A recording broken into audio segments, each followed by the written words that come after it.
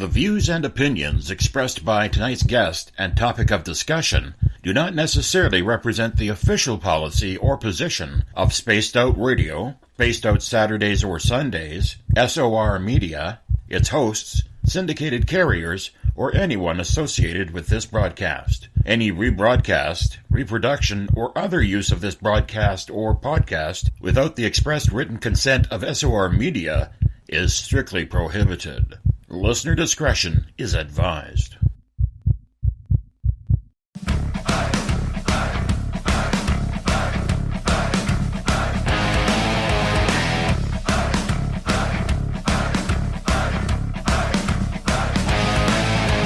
Are you experienced?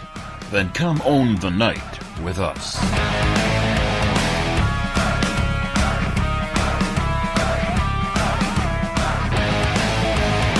Little brother has taken control, shoveling dirt in every hole.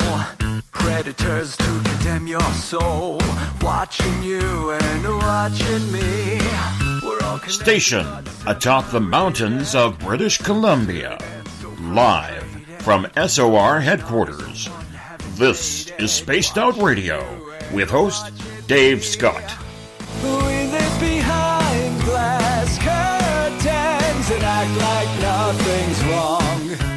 Soon you will belong. You can follow us on our website, spacedoutradio.com, and on Spaced Out Radio on iTunes.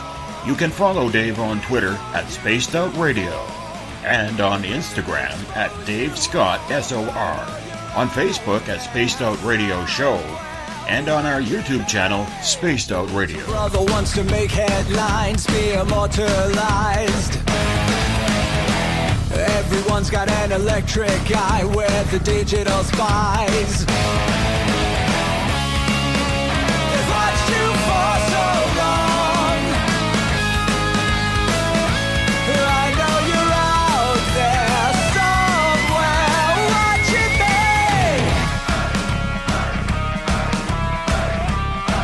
me. Buckle up, space travelers.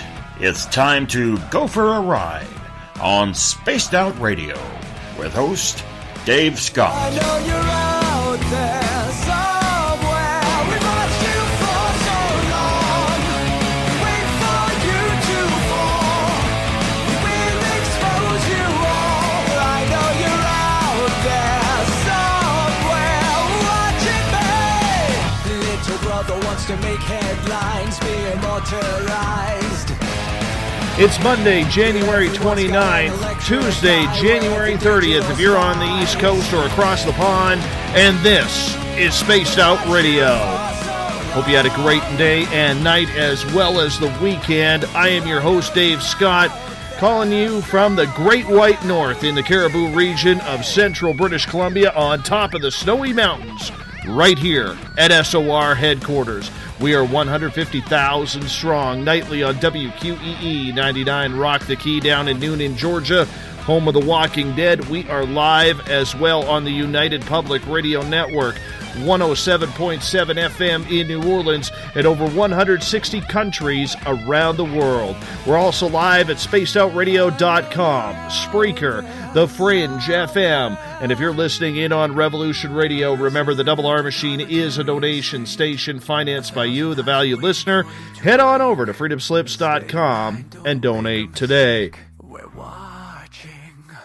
You can follow us all over social media. We're on Periscope TV live right now. Twitter, at Spaced Out Radio. Give our Facebook page a like. Spaced Out Radio Show. On Instagram, follow me at Dave Scott, SOR. Subscribe to our YouTube channel. Go to Spaced Out Radio. All you can do is go to youtube.com/Spaced Out Radio. We're right there. You can download our shows from iTunes, tune us in on TuneIn, and we're on iHeartRadio in the United States. Of course, our website is spacedoutradio.com. We have a GoFundMe account going on right now. If you want to help us build a brand new studio, go to GoFundMe.com/We Own the Night. We would appreciate the support. We're also putting some new features up on our Patreon account. You can find us at patreon.com/Spaced Out Radio. Now, if you head to our website, you can go to the Spaced Out Radio store, pick yourself up a t-shirt, stickers, or one of our cool posters. Read up on the encounter online dealing with everything paranormal and strange. Check out my latest blog there as well on Bigfoot. And we have great videos from Tim Doyle's UFO Seekers and Leslie Mitchell Clark's Contact TV.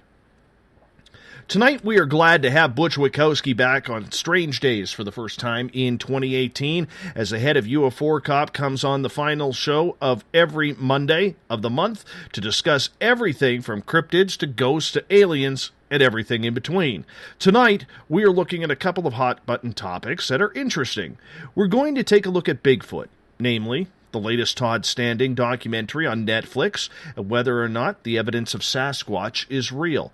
We're also going to get into a little bit of Mothman, whether the story out of Chicago is being blown out of proportion. UFOs, disclosure, what's MUFON's role in all of this? We're going to tackle it all. We got a busy 3 hours. Butch Witkowski, welcome back to Spaced Out Radio for the first time in 2018. How you been? Good. My, how time flies.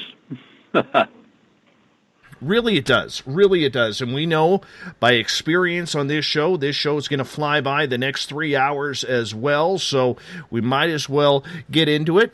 For our new listeners, Butch, tell us about UFORCOP, your project that you work on. Well, UFORCOP was started in 2009.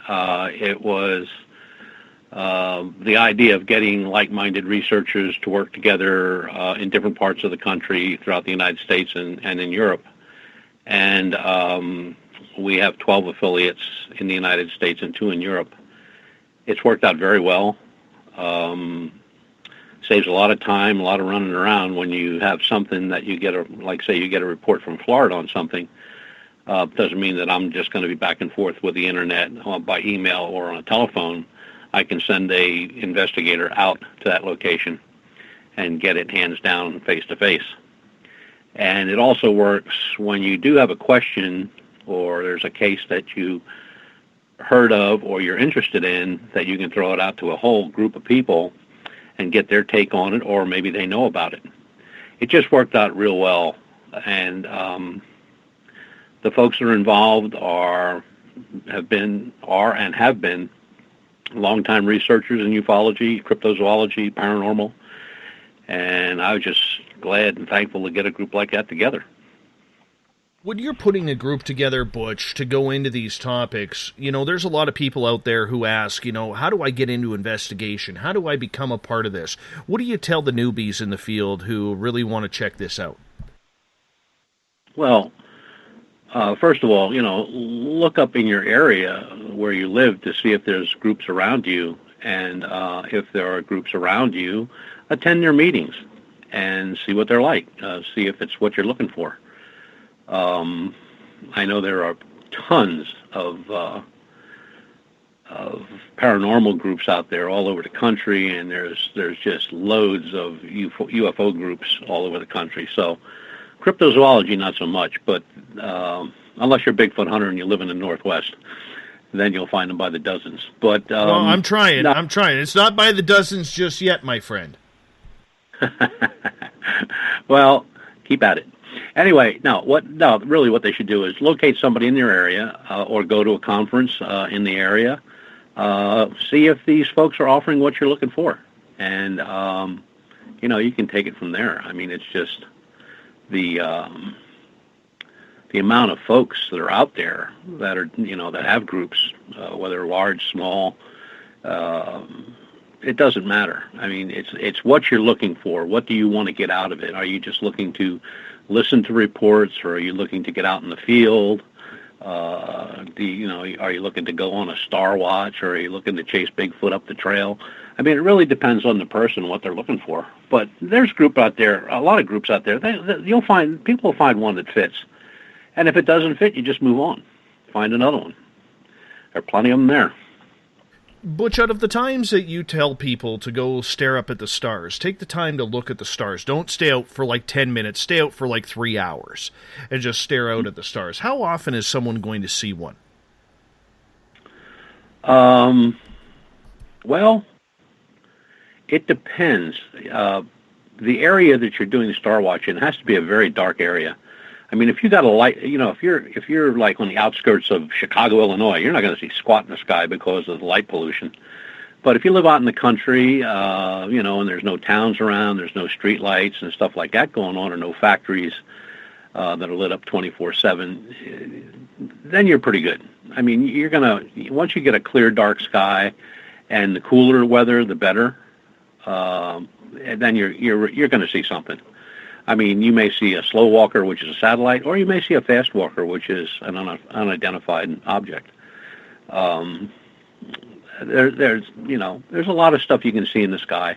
Getting a hold of a star map, you can buy those off the internet for like a few bucks, and you're looking through your binoculars, and you can, you'll see a constellation or something like that. You can look at the star map and see, exactly what you're looking at.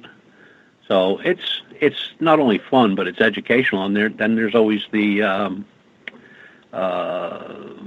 point where you are going to see something, and you're going to get all excited and get crazy and all that stuff. But we still do star watches a lot. I live in an area where I got no light pollution whatsoever, and a couple of my investigators here in Pennsylvania also live in areas where there is no light pollution. So that's really cool too. Yes, that's the beauty of this area. I mean, you get to see everything up here, man.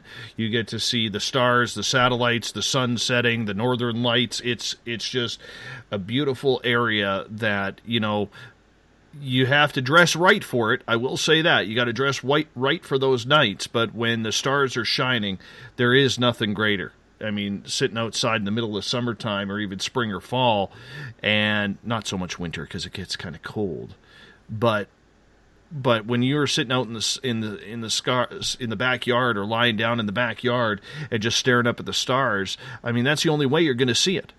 If you're looking for UFOs, you have to dedicate that time. It's not a 10-minute adventure.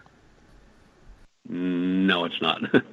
Well, and it always amazed me when I talk to people at conferences and stuff. They always say, like, so how do I see a UFO? And I'm going to like point at the sky and go like, you need to look up. And they go like, oh yeah, okay, I got you. But a decent pair of binoculars, they're not expensive anymore, unless you really get crazy and you're buying a pair of Steiners for a couple $1,000. But, you can get a decent pair of binoculars for $40-$50, or buy them used on eBay. And, if it's a cold night, make sure you're dressed properly and have something warm to drink, or a place where you can get in out of the cold or the damp. Cloudy days, waste of time. Rainy days, waste of time. Snowy days, waste of time. So they really need a clear sky. And that's hard for some people to understand when you say that. You say that, you really need a clear sky. And they go, well, what's a clear sky? Well, a clear sky is no clouds, and that's not raining. There's no thunderstorm going on. But they are fun. They really are fun. And especially if you go with a group of folks. I mean, it is just amazing. It's just to watch people when they see it for the first time, see something for the first time, scooting across the sky from one side of the planet to the other real quick. They get really excited. I think people also forget too how nice and relaxing an evening is when you're just staring up at the stars. Well, yeah, I mean, they're used to staring at a screen on their computer, and that really doesn't get you anywhere. But I don't know. It's the Star Watches. There used to be a lot of the groups that had them, pretty much on a timely manner, like 3 or 4 or 5 times a year.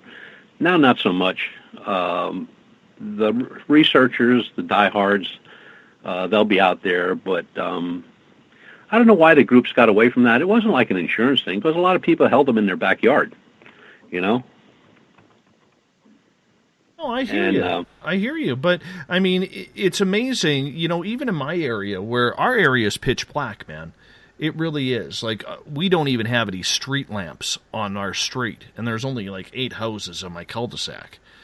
And never, ever is there anybody outside just staring at the stars. Whether that's because they probably want to build a bonfire or make an evening out of it, that's fine. But you rarely see someone just kicking back, staring up. It just doesn't happen with a lot of people these days. It's almost like they consider it a waste of time. Well, and if they don't see nothing, a lot of folks get discouraged really quick. They've been out there for an hour and they expect to see something flying across, but they don't really see something coming across, and then they get discouraged and they don't do it. They move on, or they go back to the computer. But I don't know. I still think and it doesn't have to be a big group. I mean, it could be 2 people, it could be 4 people, it could be 6 people. I think the most we ever had out was 8, and they just had a great time. And we got to see a few things, and we had a police officer stop by, and he was telling us what he saw. So, the conversation started, and the coffee, and the whole bit, and it turned into like a unique little UFO party. But at least they got to see something. And we carry a pretty powerful pointer with us, a laser pointer. So when somebody spots something, they can point to it and say, "There, watch that," and then that made it a little easier for them too. They didn't have to scan the whole sky when we already had something in lock, or we had a camera on it. I'm curious about those laser pointers, because I've been thinking about getting one. Mm-hmm. What do they use for? Do they really work? You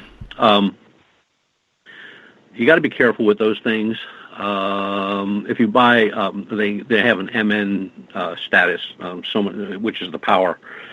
You can buy one, at Staples and use it to point at stuff on the wall or something you're describing, and then it steps up from there. But there are lasers that are extremely dangerous. I mean, the one we got is very powerful. I could light a cigarette at 100 yards, and I have to wear special glasses when I use it. It has a shield on the front that you've got to take off. It's got a lock and key before you can even actually activate it. It's a blue laser. And really, the only thing I ever used it for was pointing at the sky. I haven't used it for anything else. But you can buy them, relatively cheap. $39, $49 for a decent one. But you want to watch the distance, because, those ones that, like, you're pointing on a wall in a room, they don't go very far. So you want to get one in that 20 range, which will probably take you maybe a football field. But when you're pointing up in the sky, you're not trying to hit anything with it. You're just trying to locate or get somebody's attention on that particular area. And that's pretty much all we use it for, too. But it could be very easy. Somebody in the eyes, hit somebody in the eye with one of those, or have something bounce back off of something shiny, hits them in the eyes. There's a problem. There's going to be an issue. See, up here, we maybe get one airliner passing a day. That's it. Mm-hmm. So the chances of us hitting an airliner are nothing. But when people are looking up in the sky, how do they know, in your opinion, what's a UFO and what's just a satellite or a shooting star?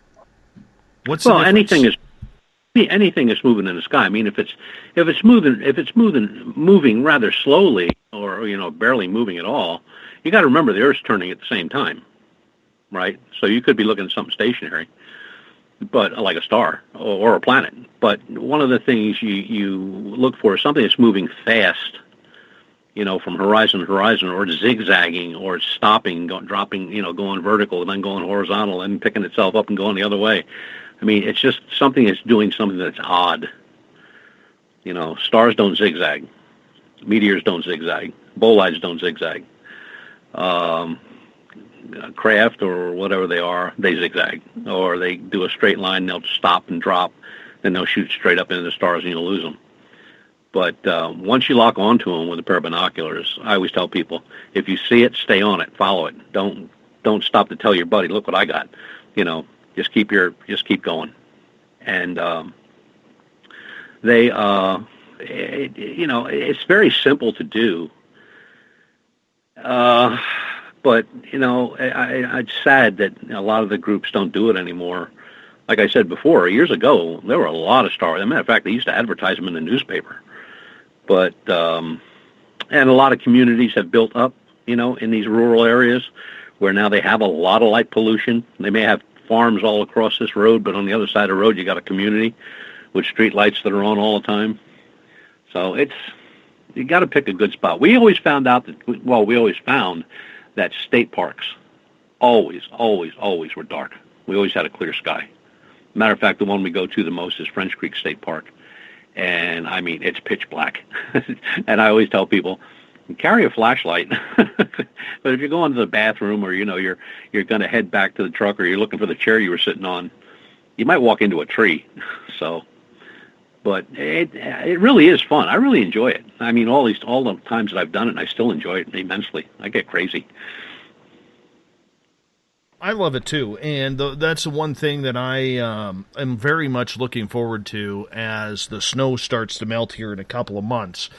That Bazooka Joe and myself, we're actually going to be getting out in the field, and we're going to actually start spending some evenings out at our Sasquatch gifting site, because there is literally nothing there. It's literally trees, wild animals that could kill you, and hopefully some Bigfoot. You know, you always got to put that part in there where in every conversation we've ever had about up in your area, you always say, and there's animals that can kill you. Mm-hmm. But that's right, there are. Mm-hmm. Mm-hmm.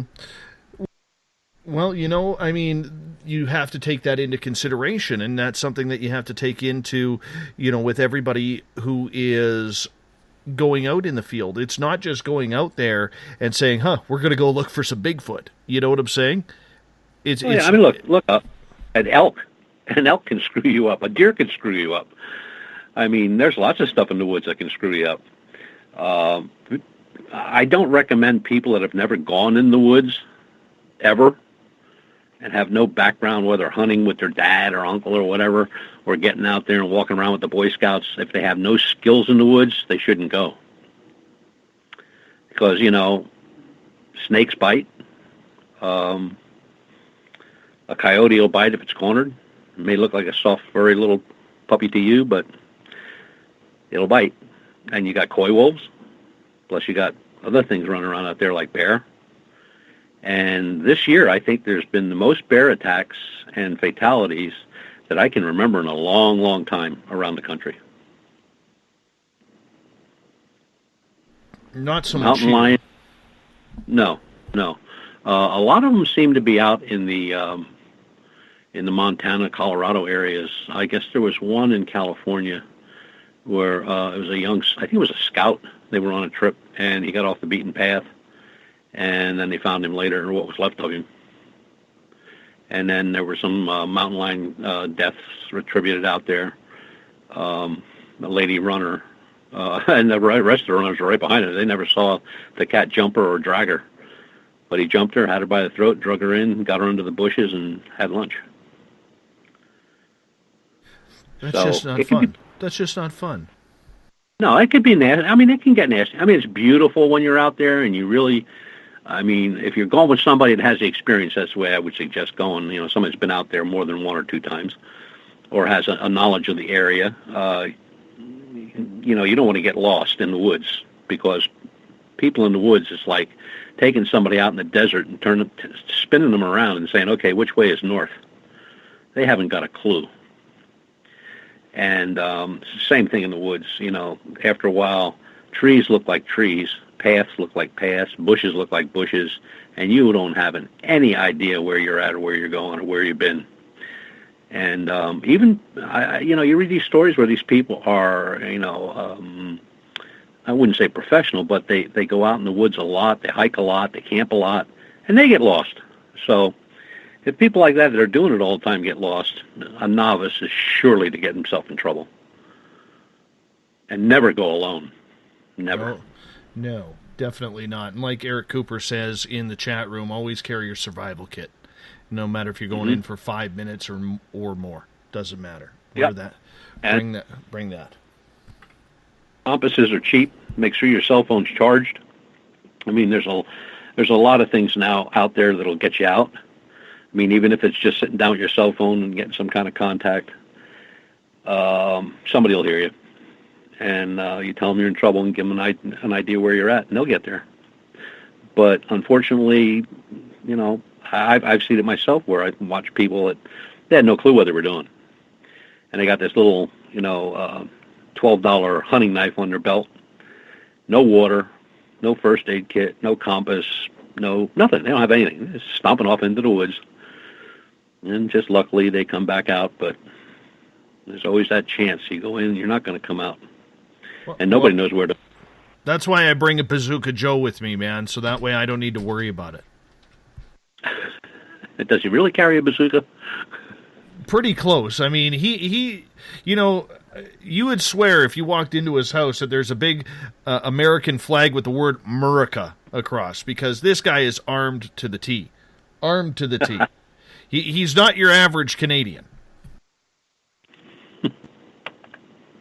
Well, weapons have their place.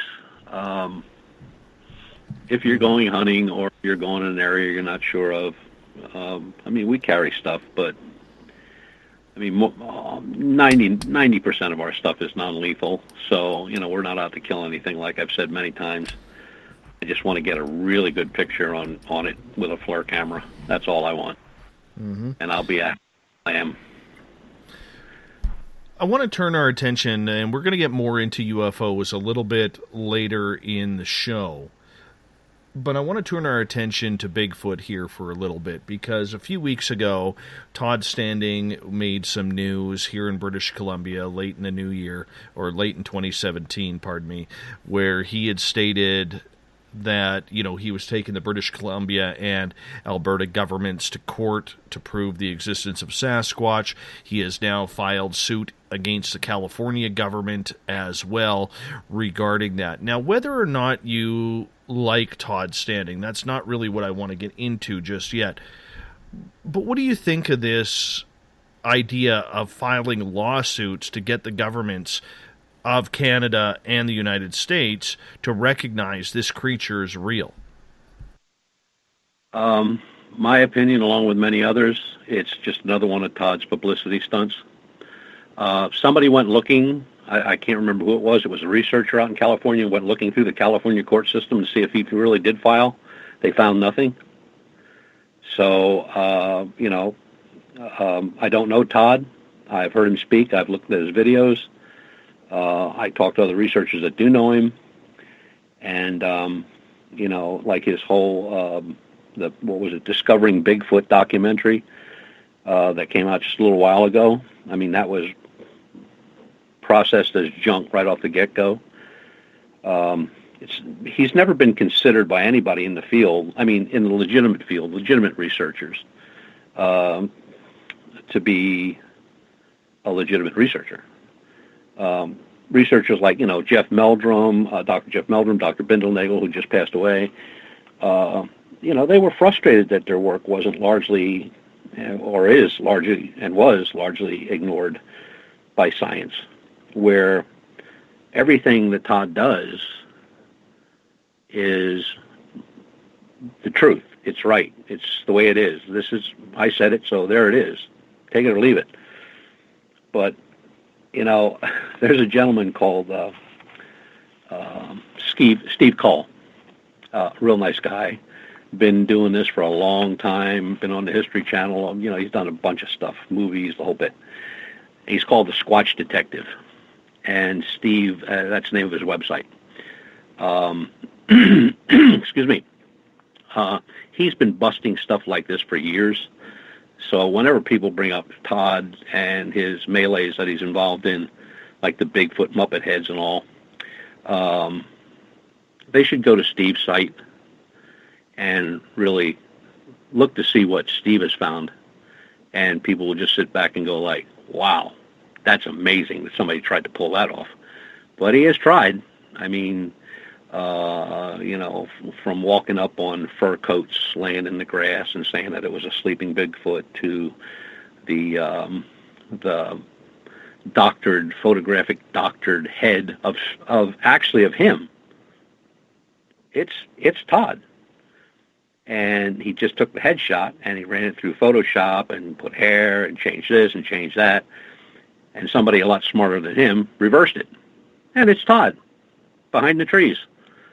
So, I mean, when somebody goes to those lengths to deceive folks, I just find no use there at all for them. I really don't, because there are so many people out there that have seen something. You know, you can't say they're all lying. Even the distorted pictures, the photographs, maybe there's a reason for that. You know, these people, I know of guys in groups that go out every weekend, and they have for years, and they continue to, because they found a little of this, or they found this, or they saw something they couldn't explain, or, you know, they set a trap, or, you know, I don't mean a trap, I mean, you know, like a gifting site, and they've been watching it. I mean, there's just so many people that do so much to try to make this really, really come about, and they do their damnedest. And then you got somebody like Cole that just goes around and finds these guys and just puts out there what they really are. And Steve's had his experiences, kind of like yours, where it was a face-to-face deal. There was a face-to-face deal here in Pennsylvania with an Oklahoma researcher who was just across the creek from one. So there's something there. We don't know if there's very large groups or there are a lot of small groups, because you don't really see groups, you know. You'll see one. In some cases you'll see two, but most times it's one. There have been professional photographers that have gone out there and with good equipment and knew what they were doing and taking pictures, and their pictures were just as blurry as the guy that was out there with his camera phone. And they have no idea why. So some researchers say that they can do that. One researcher in particular who took a professional camera guy out up in Washington State, up north, way up north, matter of fact, close to you guys pretty much, and he focused in on a path, a trail that was being used and being watched, but it always got blurry pictures. So they set this guy up and with a really good camera and a massive lens. Guy took the photographs when he saw what he saw. You could see the leaves on the trees and the bushes. You could see the bark. You could see the lines in the bark. You could see the grass, strand for strand. And in the middle of this path is this just big, blurry, whatever it was. But everything else around it and behind it was clear. So do these creatures have that ability to distort a camera? Who knows? Just don't know enough about them. And then people say, well, we never found a dead body. Well, who's out looking for a dead body? I don't know if anybody's out there poking around in the dirt. Never heard of anybody out there poking around in the dirt looking for a dead body. I I hunted a long time, and I've heard people come across, say, well, I came across a dead deer up on such and such a trail. Like I said, I hunted a long time all over the state. I've never come across a dead body of a deer. Never looking for it either. But Bigfoot research is in itself a conundrum. You have the believers, which, and I mean the all-out believers, which go out and research and do their job, have the proper equipment, take the proper precautions, know what they're looking for, and they do it a lot. So they get really good at what they do. And then you have the Todd Standings that will go out and they didn't see anything, but they're going to come back and tell you they saw everything. Then you have the footprints fakers and hoaxers, which is pretty easy to do because you can buy those footprints on eBay and make your own cast and just go do your own thing. Now, a case that I was following, I can't remember the guy's name right off the top of my head. I'll probably remember it, but I'll write it down for the next show, was a case up in British Columbia that I followed. I watched the two videos on it. It was fascinating. It was about a guy who got a story from his father. His father and a friend of his were fishing at a lake in British Columbia, and rocks were being thrown at them. They thought they saw what looked to them to be a Bigfoot. They got out of there. They packed up and went home, and he told his son this story years later, and the son just got the better of him, and he loaded up and headed off to that lake, and he really didn't find anything, kind of heard some strange noise that shouldn't have been, but it was in that part of the year up in British Columbia where it was constant rain and fog around the island. Yeah, that's about 90% of the time.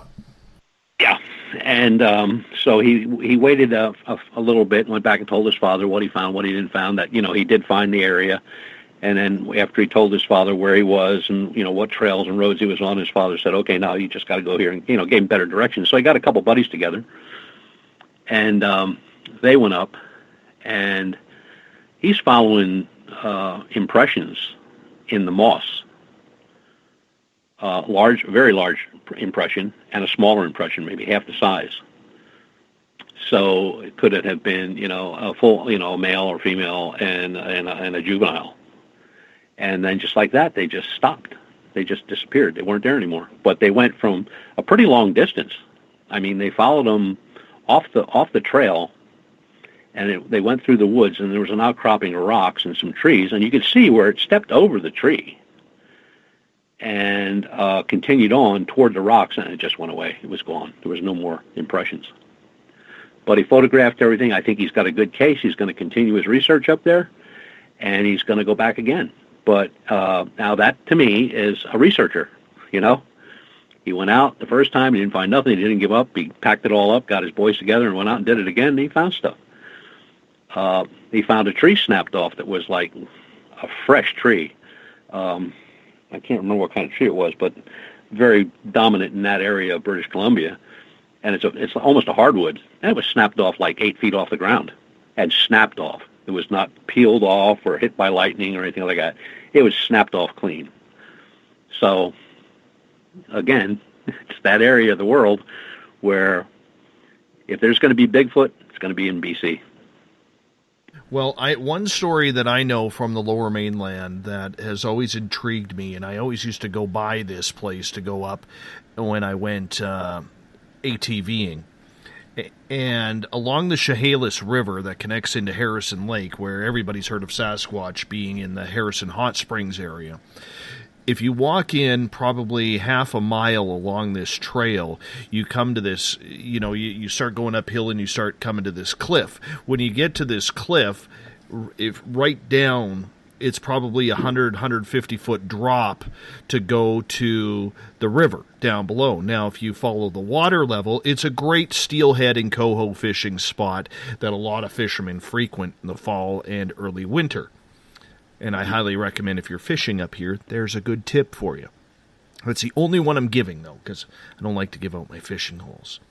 But nonetheless, I'm going to say 2005, 2006, apparently there was a couple of fishermen fishing this pool right below this rock cliff. And like I said, it's probably 100 feet high.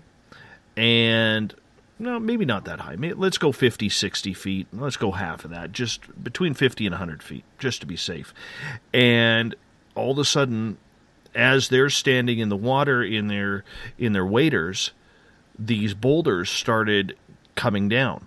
And they weren't coming down as in being rolled off the mountain, because after the first one hit, they looked up, they saw the second one come, and these were, good size, like 200-pound rocks that were being launched in the air to fly into the water. I mean, I don't know if that wouldn't scare the crap out of me, pardon me. If I saw that, I wouldn't know what to do. Well, that's exactly what this gentleman's father was telling him. He said the first rock they actually saw it come through the trees. And he said, it was about the size maybe of a cinder block or cement block. And then, so they just kept looking, watching, and kind of moving the canoe away, backing up a little bit. But the next one that came, he said, if that would have hit the canoe, it would have taken us all out. He said it was huge. He said it had to be a good almost 3 foot in diameter. And he said it had to weigh a ton. When it hit the water, it actually hit a little beyond where they were originally before they backed up. But he said the splash doused them and put a half inch of water in the canoe. So that's when they got out of Dodge, which was a smart move, I guess. But, I'm just now, and I'm by no means a Bigfoot researcher. I mean, I've gone on. We got one coming up in March. I think the first weekend of March we'll be out, and we'll be down in Fulton County on a case that's been going on now since 2013. But it's going to be a group of a number of researchers. I'm just one group out of about 4, I guess. And the strangest thing out of the whole report to me is that, and it's private land, a couple cabins on there, a house, barn, the whole bit.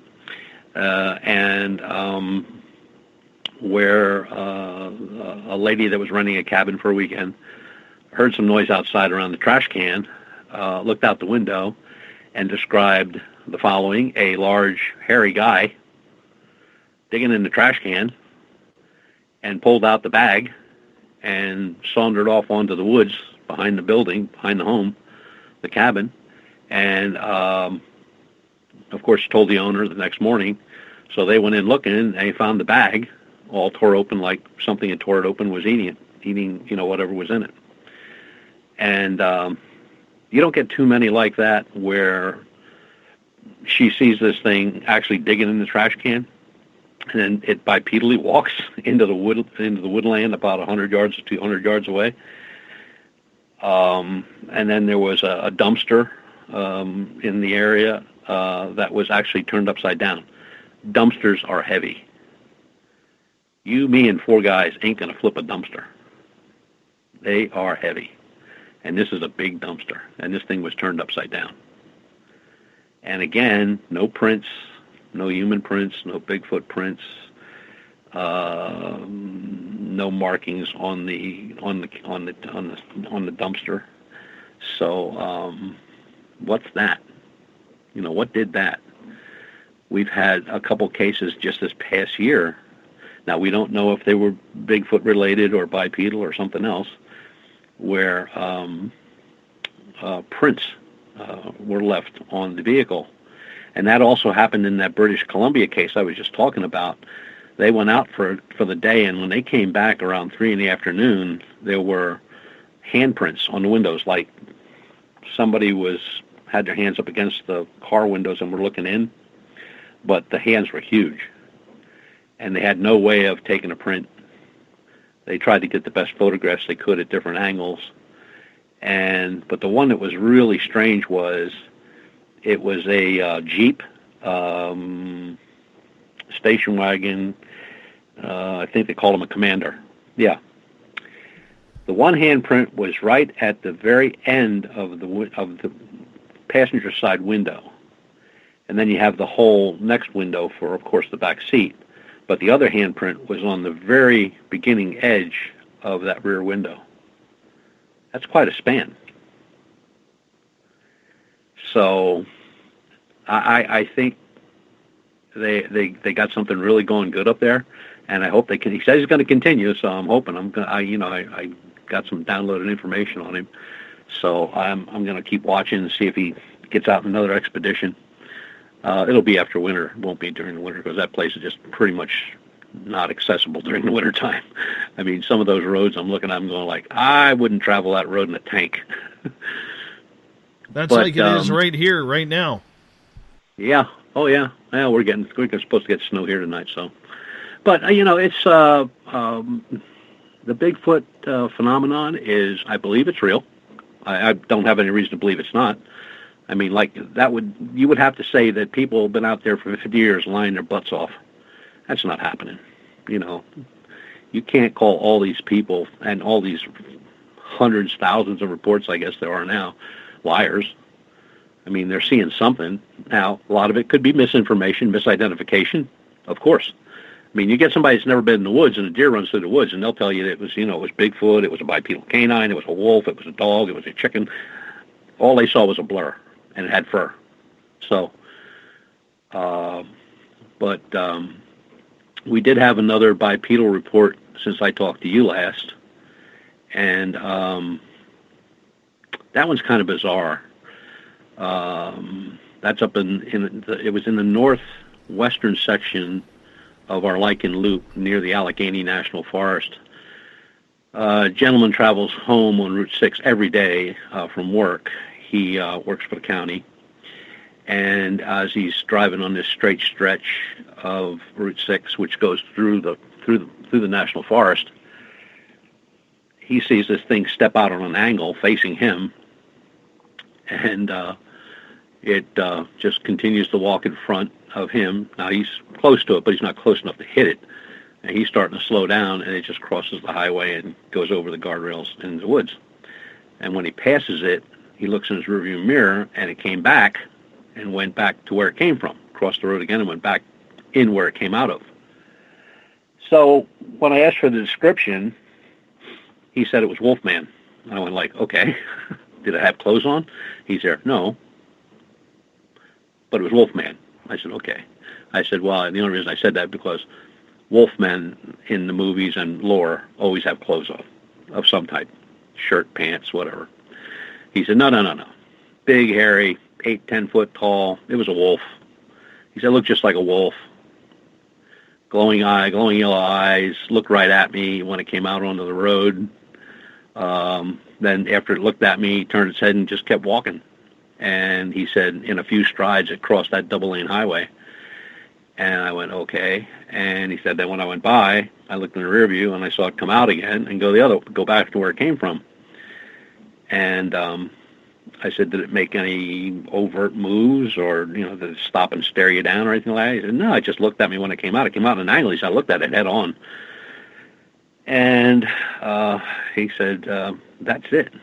That's what it is. He said, it's a Wolfman. And then I said, well, can I get a better description? I said, well, how about the chest? He said, it was huge. He said, it was the biggest thing I ever seen. I've never seen anything like this. He said, at first, he said, I was looking at Bigfoot, and then I saw it wasn't Bigfoot. It was a wolf. And he said, the head is massive.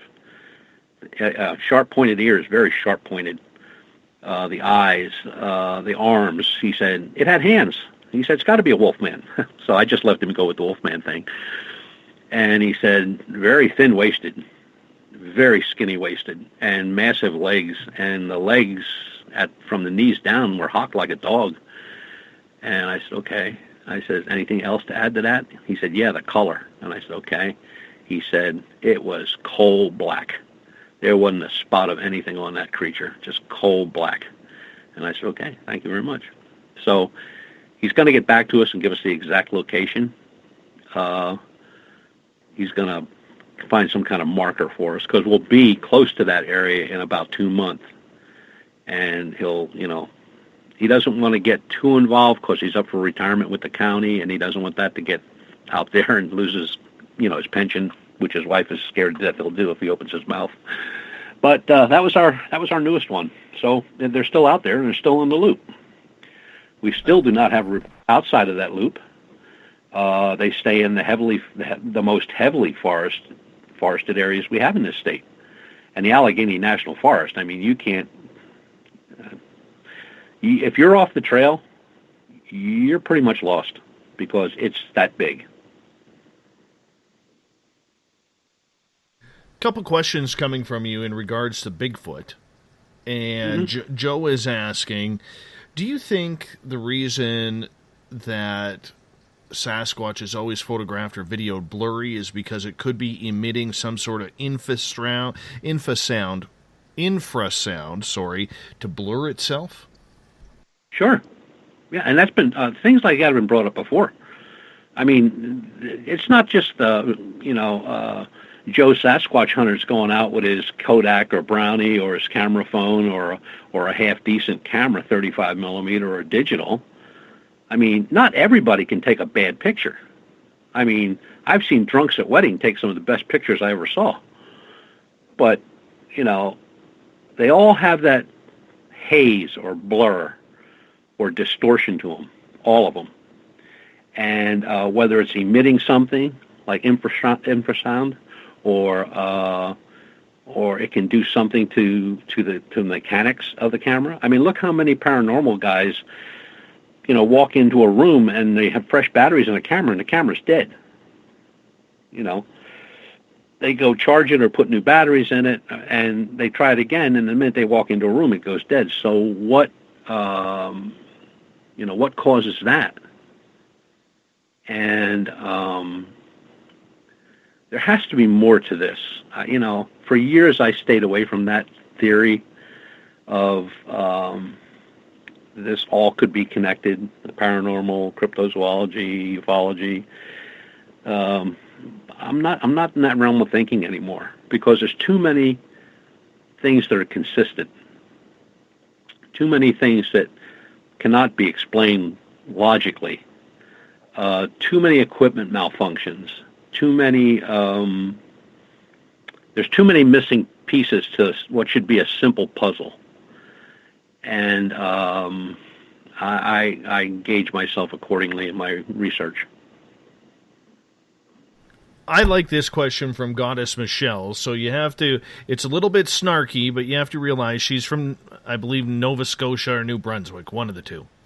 I know it's not PEI or Newfoundland. Okay, and they're a little snarky around those parts because they're an hour ahead of East Coast.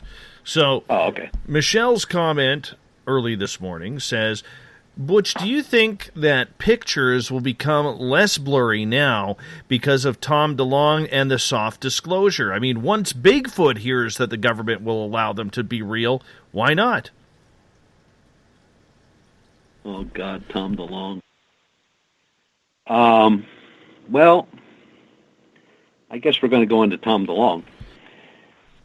Well, when this came out... Go that later. Huh? You could go there later. Well, yeah, it doesn't matter when we do it. But if you're comparing Tom DeLonge's Pentagon UFO disclosure or whatever he's talking about, and having the government disclose Bigfoot, they're both going to wind up the same way. There is going to be no disclosure. I mean, not from the government. I mean, there's just too much to lose credibility-wise with the public. I mean, if tomorrow morning somebody from the government says that UFOs are real, well, they've already said that. They said it in Project Blue Book. I mean, they have 1,536 cases that are unknown. They don't know what they are. There's actually 2 in Pennsylvania that are still in there. And so let's say they do that. Now, it will affect everything. It's going to affect academia. It's going to affect religions. It's going to affect governments all over the world. It'll affect everything. And it's not going to affect it in a good way. Let's say you got a devout religious group, right? And all of a sudden they find out that now we got aliens that are actually who you've been praying to for the last 350, 400 years. I mean, people are going to freak. And we already know they're there. We've seen them in the skies. Now, nobody's seen them on the ground, and of course you got Roswell, and that's just a waste of time even reading that story anymore.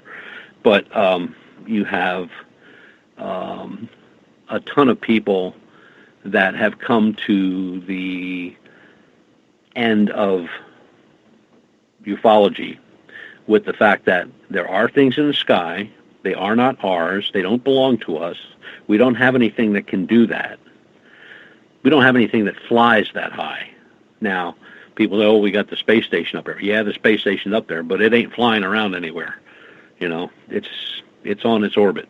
It's not zipping off to Mars and zipping back again. It's not crossing over here and flying up there and turning around and stopping and dropping here. The thing that's puzzling, I think, or I know, are the orbs. Nobody can pin these orbs down to anything. I mean, they're seen all over the world. The colors don't vary that much. They're either red or red-orange or white or blue, most of them.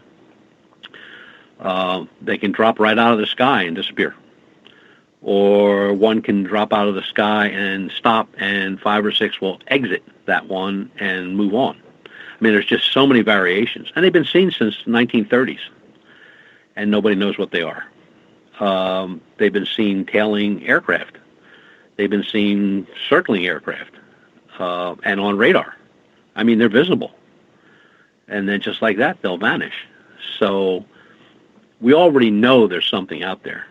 Now, disclosure, that's a whole nother ball game. I mean, people have been crying disclosure since, 55, 56. I mean, people have spent their whole lives out there trying to force disclosure. And we can get into that later, like you said. But it's not going to happen. There's not going to be any disclosure. I mean, you've even had Colonel John Alexander, who was, really into that stuff in the government for a lot of years. Oh, yeah, we just had him on a couple of weeks ago. He's a cranky curmudgeon. I love the guy. I was fortunate enough to be at the X conference in Washington, D.C. in 2008. Sitting to my right at the dinner table was Colonel John Alexander, and I had no idea who this guy was until we went outside with a couple fellas, and the guy says, "You know that guy you were talking to all through dinner?" I went like, "Yeah, he's fascinating." He says, "Do you know who that is?" I went like, "No." And he said, "Look him up when you get home." And I got back to my room and turned on the computer and turned on my laptop, and I found out who he was. I went like, "Oh, shit. Hope this guy liked me, or I'm just going to disappear." But he's knowledgeable, and he's the one that came out years ago and said, "Look, we already know there's UFOs. We told you that. I mean, UFOs shut down missiles up in North and South Dakota. I mean, it's not the first time it happened. This stuff was publicized. If you choose not to believe it, that's up to you. But we've already told you there's stuff out there that we don't know what it is." But this disclosure project, ain't buying it. Neither is that. No, I can't think of two people that do buy it right now, because just the way it's structured. And like I said, we can get into that later. Well, good timing, my friend, because we got to head out for a break here on Spaced Out Radio. Butch Witkowski is our guest tonight. Butch comes in the final Monday of every single month to talk about the strange days indeed, from the Lichen Loop to Bigfoot, UFOs, aliens, and so much more. We're going to get more into Bigfoot, a little bit more into Todd Standing. We're going to get into some disclosure as well. And if you haven't seen what Robert Salas put on his Facebook yesterday, I'm going to read that off to Butch as well, because I'm curious to get your opinion on that, Butch. You're listening to Spaced Out Radio. I am your host, Dave Scott. We'll be back right after this. Find your escape where time has no limits. It's about living today and cherishing the heritage of yesterday. A spirit of adventure for what is new, with the nostalgia of the past. Your timepiece is a reflection of who you are. Life surrounded by beauty from the world around us to the soul within. EscapeWatches.com. There is no time like the present to enjoy your escape. Use promo code SMF2017 for your 20% discount today. Lori and Fenton here, SOR listeners. Join me at UFOCon 2018 in South San Francisco, California, March 23rd through 25th, where 14 presenters discuss all things disclosure, UFOs, and aliens. Stephen Bassett, Grant Cameron, and Melinda Leslie address disclosure. Preston Dennett will present Inside UFOs. Your Dave Scott and Lynn Buchanan tell of amazing alien contact. Get tickets at caufocon.com. The freedom to post what you want, when you want. That's the social media freedom you need. Social Media Freedom is the free app in your app store. No need to worry about going to jail or being shadow banned any longer. It's the freedom to say what you feel. The freedom to know Big Brother isn't watching. It's the way social media is supposed to be. Social Media Freedom. It's time to set yourself free. Download from your app store today. Coming September 28th to the 30th, it's our first annual Caribou Paracon, put on by Spaced Out Radio and the Canadian Society of Questers. 3 days of paranormal, supernatural, and spiritual knowledge in the beautiful 108 Mile Ranch, British Columbia. Tickets are $150 Canadian for the event, being held at the Spruce Hills Resort and Spa. Come watch our featured speaker, Grant Cameron, along with Laurie and Fenton, David Weatherly, Ross Allison, and more. The Caribou Paracon, celebrating everything paranormal. Hey Space Travelers, it's Joe Roop, your host of Spaced Out Saturdays. Come join me as we explore the realms of the paranormal, the esoteric, and everything in between every Saturday night at 9 p.m. Pacific, midnight Eastern. You know the truth is out there. Don't get caught sleepwalking. Come join Spaced Out Saturdays. That's every Saturday night, 9 p.m. Pacific, midnight Eastern, right here on SpacedOutRadio.com. Psychic Sundays, spiritual communication, ET contact, Sasquatch in your backyard, we will have it all on Cosmic Passport with me, Elizabeth Anglin. Each Sunday, starting at 9 p.m. Pacific, midnight Eastern, at spacedoutradio.com, I will take you on a journey of enlightenment. The goal is learning from the soul on out. We'd love it if you joined our experience, Cosmic Passport, heard Sundays at spacedoutradio.com. 365 days a year, we're in the field, investigating UFO sightings, talking to alien abductees, and visiting secret military locations like Area 51. We're UFO Seekers, official partner of Spaced Out Radio. Follow our daily search for the truth at ufoseekers.com or like us on social media. Catch us on Spaced Out Radio every third Monday of the month as we discuss Area 51, UFOs, and more. And also, don't forget to subscribe to us on YouTube.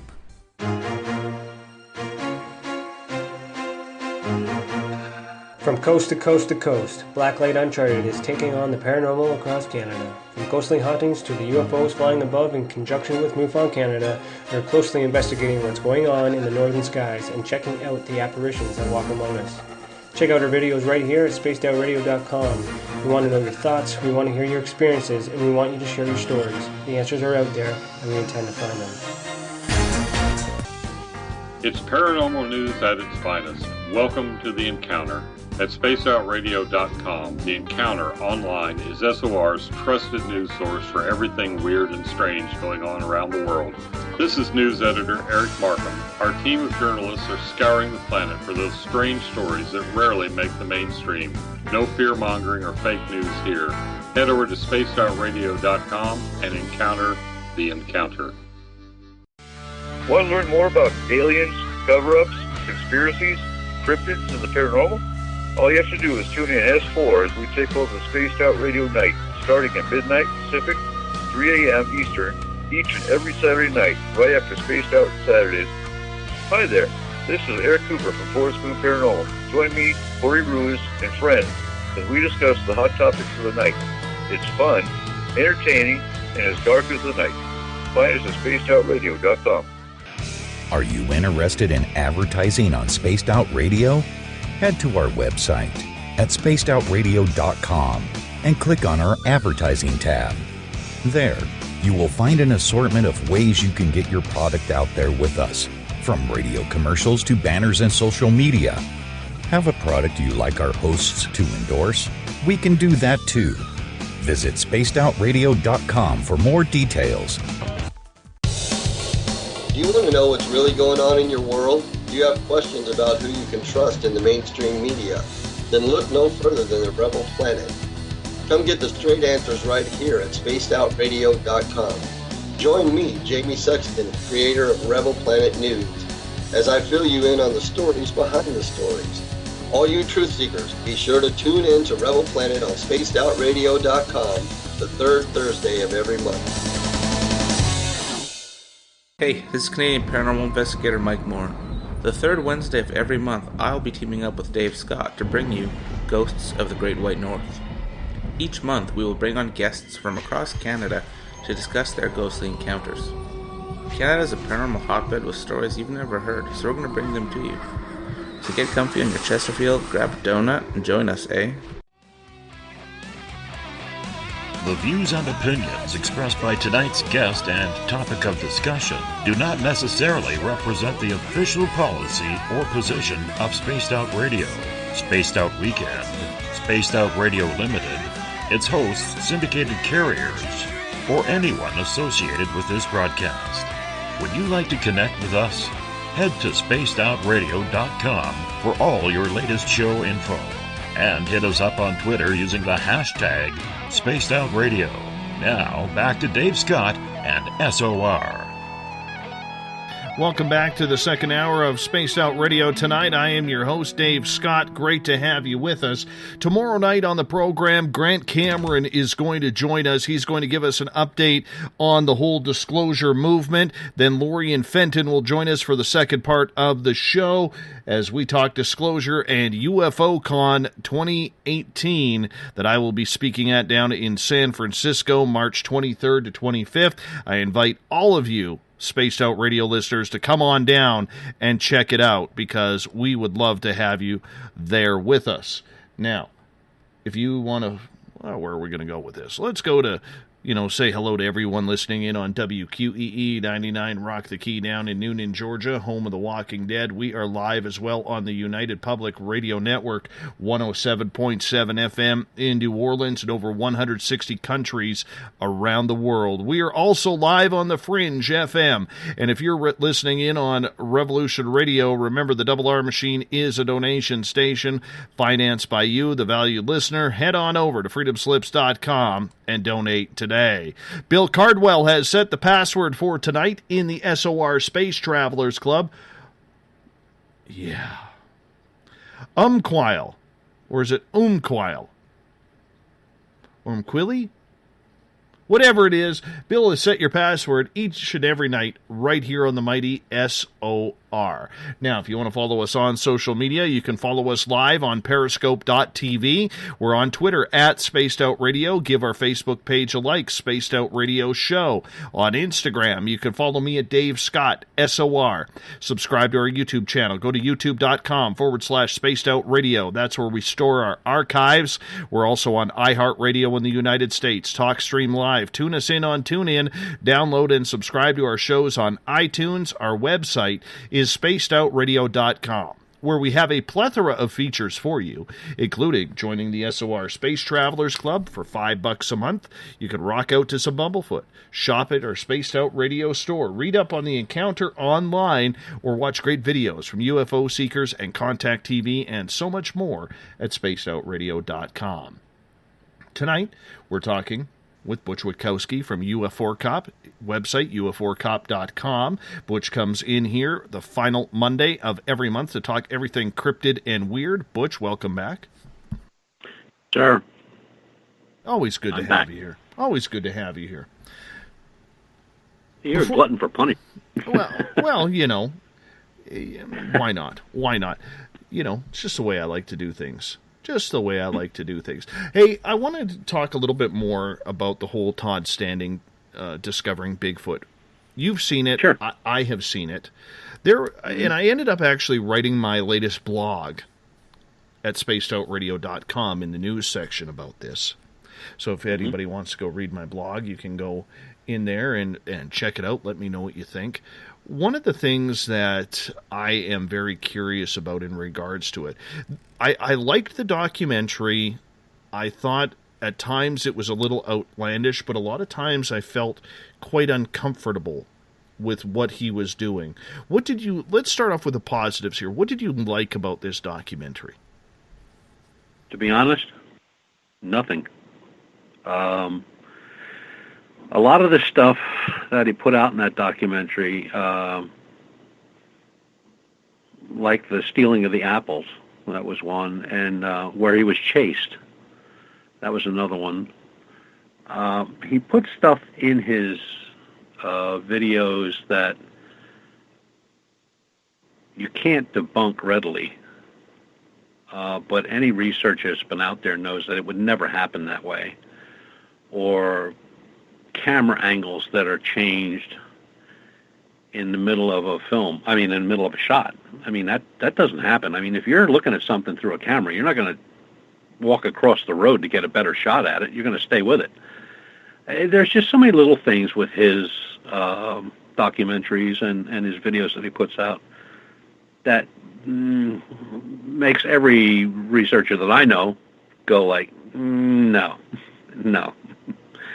So, but I guess the guy that's nailed him the most has been the Squatch detective, Steve Kulls, because he shows on his videos what was done and how it was done. And like I said, Steve's been at it a lot longer than Todd Standing. And then there's always the look or wait for a monetary reward or to be picked up by a documentary filmmaker or something like that, which never happens. But the guy keeps at it now. Maybe he truly believes what he's doing and what's happening to him is happening, but nobody else is.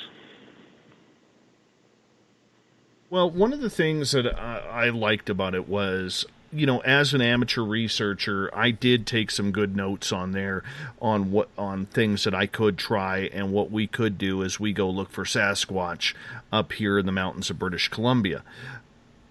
I did feel that a lot of the things were a little bit contrived. You mentioned the apples on there. Okay, and here he was on camera saying he can hear the Sasquatch around, and that's great.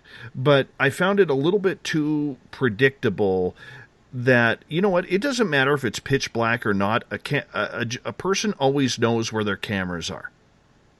Yeah. If you're any type of filmmaker, you know where your cameras are. And it's amazing how it was just coincidental that Todd happens to be standing in front of the camera, and then in the blurry view, because the camera is focused on him, you see the apples disappear. Mm-hmm. I just, to me, that it's like, of course that's going to happen while he's in the shot. Of course. Why wouldn't it happen? So, I mean, I understand his point that it was dark. He was a little freaking out. But, I mean, at times it seemed a little spastic on his part. If you're in a spot and you're surrounded by Sasquatch, if you have your cameras set up, why wouldn't you sit as still as anything rather than trying to get into where you seemingly know where you placed the camera? That bugged me. That really bugged me. Yeah. He's done so many things over the past. It's just, I mean, you would have to go back and start looking at his very early videos up until the newest ones. And, of course, they changed as he got a little more proficient. But basically, same thing. It's just, he does more harm to research than he does good. And I hope that, folks that do look at his stuff, take it with a grain of salt. And, there are a lot of super good researchers, especially, out in that area of, in those states. And, go to a conference. I mean, a lot of these conferences are like $5. They're looking for a donation. Go to the conference, ask the questions of people that are doing it every day or every weekend. Those are the ones that you're going to get the good answers from. Todd Standing or some of the folks out there that'll like him, the only thing you're going to get out of them is me. They're not going to tell you anything. They're going to tell you what you want to hear. But it's all me. And when researchers start talking that way, that's the time to walk away. If a researcher says, well, sit down, let's talk about it. What do you want to know? Or what are you having a problem with? Or how can I help you? That's different than somebody that's going to say, well, check out my video or check out my documentary or watch my Facebook page. And it makes me crazy because, one of the things as a researcher and investigator is to share information. I mean, now I will share some information on an open case, but I'm not going to give it all away. You know what I mean? It's an open case. We're working on it. So I don't want to get ahead of myself. But, when you have somebody that sits there and discusses all that they did, all they can do, all they're going to do, and how they're going to catch this thing, you just know they're full of it. I mean, we've been chasing these bipedals now since 2014. And although we've gotten better information and we've gotten more sophisticated equipment, which is kind of bolstering our efforts to get out there and try to get what we are looking for, and just to prove that it's there. I'm not out to capture anything. Besides, it wouldn't fit in my truck, and I'm not buying a bigger truck. I've had enough of that. But so, if I get it on FLIR, because nothing hides from a FLIR, if I get it on FLIR and I get it on video and still pictures, I'm a happy camper. I'm going to go sit down, have a hot dog, and drink a beer, and I'm done. And then I'll move on to the next case. But when somebody sits there and tells you that everything they're doing is exactly the way you should do it, and it's right, it's the right way to do it, and I'm the best at it, do yourself a favor. Get up and just walk away. Find somebody that really does it. And, I mean, he's a nice guy. I'm not saying he's a bad guy or anything like that. He's just, like my grandmother used to say, don't be full of yourself. And, he's trying to make a name for himself, and it's the way it is. But out of all the stuff I've watched, I mean, there's something wrong with everything. It's either camera placement or something dumb happens that can't happen that way or wouldn't happen that way. So I guess I'll get hate mail from Todd Standing. I think one of the things that I also found difficult to watch was, never mind, and I don't want to carve the guy because it's going to be easy to carve him, and I admit I want to believe. Okay, I've seen the creature. I want to see what he has to see if it correlates with anything that I have seen in my experiences, and I'll tell you, though, what made me very uncomfortable about it was two things, and I'm curious to get your reaction. He brings out two very smart men in Dr. Jeff Meldrum and now the late Dr. John Bindernagel, all right, to be a part of this. And it seems like he's like, when you're guilty of something, but you're begging for innocence, you did see me do that, right? You did see me do that. I mean, that's almost the feeling that I got with this when he was saying, okay, that's a track. You see that track, right? You see where it's going. You see the imprint. You see this. And it's almost like he was trying really hard to get them to agree to his outtake. You know what I'm saying? Right. And oh, yeah. To me, when you're forcing people to try and agree with you, that made me very uncomfortable, especially in the fact that, I had met Dr. John Bindernagel, and I had a 20-30-minute discussion with him about Sasquatch. And it was just he and I and his wife, and it was an amazing, amazing moment for me that, I wish I could have had it happen more, but unfortunately it didn't. But it just made me think, you know what, Todd? No wonder people aren't liking you or your research, because you're begging them to agree. And the other part that made me feel uncomfortable, Butch, was that made no sense at all to me in the movie, is when Jeff Meldrum had to leave early because he had to get back to Idaho, I believe his university that he works at is in Idaho. And Todd says, well, next time we could have you come out, I would like to take you to the real hot spot where I get a lot of action. Well, here you have a documentary, you have the camera time, you have the people dedicated to coming, the two probably the most prolific scientists in this field coming into the field with you to research, and you take them to an area that's not as good as the one you're hiding out on? Yeah. And I'm thinking, you know what? That's like a first date. When you're trying to impress someone on a first date, you take them to a steakhouse. You don't take them to, the local buffet and say, oh, well, next time we go out, I'll take you to the steakhouse because that's really where I want to take you. What did you think of that? Yeah, I agree with you wholeheartedly on that. I mean, you can almost see it in the expressions on Bindernagel, especially, and Meldrum. Look, the loss of Bindernagel, in my opinion, there's no replacement for him. He was always upfront, forthright, tell it the way it is. Meldrum's kind of the same way. And when you set those two real deal researchers aside of a Todd Standing, I mean, it's like, who thought this up? Who came up with this idea? Because they're not going to get anything out of him, nothing that's worth anything.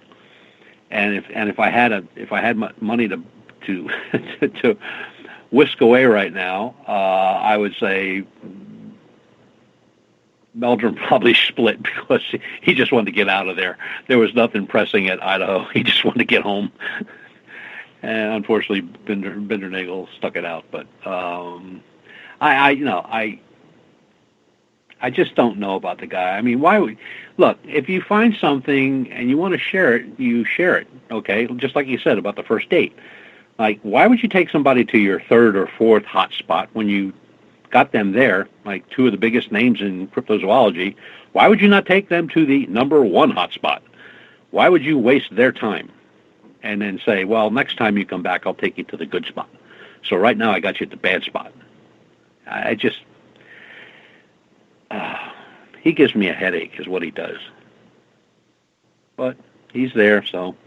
This is my take on him, Butch. I think he is a guy who has had some extraordinary experiences.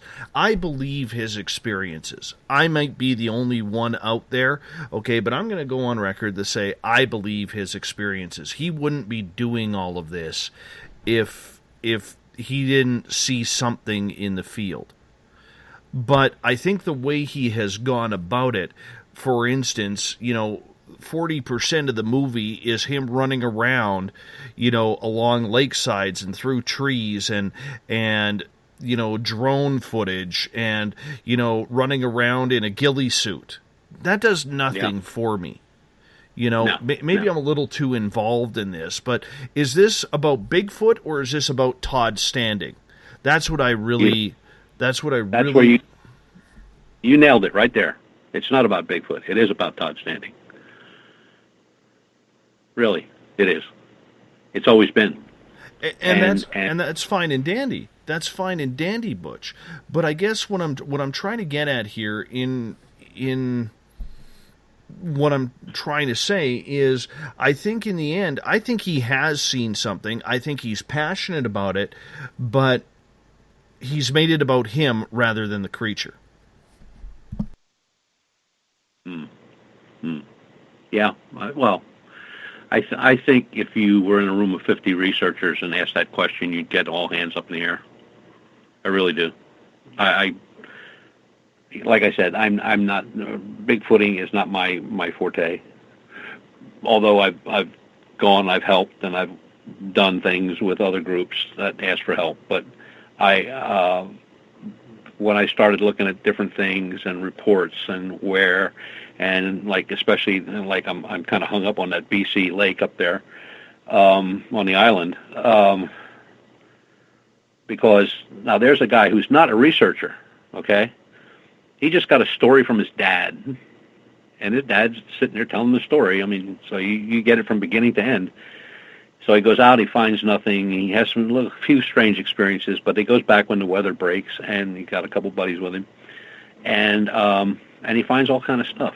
And I mean, you could tell just by when he was explaining what he was finding, with the footprints in the moss, and whatever it was heavy because that moss was really compressed, and you just knew that this is the guy you want to go out with, right? Because he's just going to keep going. I really can't. I'm all excited because he's making another documentary, and they're 2 hours long, but they're on YouTube. Anybody can watch them. It's not a pay thing, and I can't wait till the next one comes out to see how he makes out, because now he's got a couple ideas of where maybe it came from or where maybe it was going. And the fact that they had those handprints on the vehicle. So now he, in the last little clip, he said he had bought a fingerprint kit. I thought to myself, there you go, now you got it. What did you think of the Bigfoot in the last scene, that standing buried in that documentary, and why he would put that as the last scene? I have no idea. Because it makes people want to see the next scene or the next documentary. He does everything. Look, here's the way it was put to me by another researcher, a Bigfoot researcher. People have been out there looking for this thing for 50 years plus, and there have been many reports, many sightings, many failed pictures, many odd things like footprints and prints on cabin windows and doors on cars and all that kind of stuff.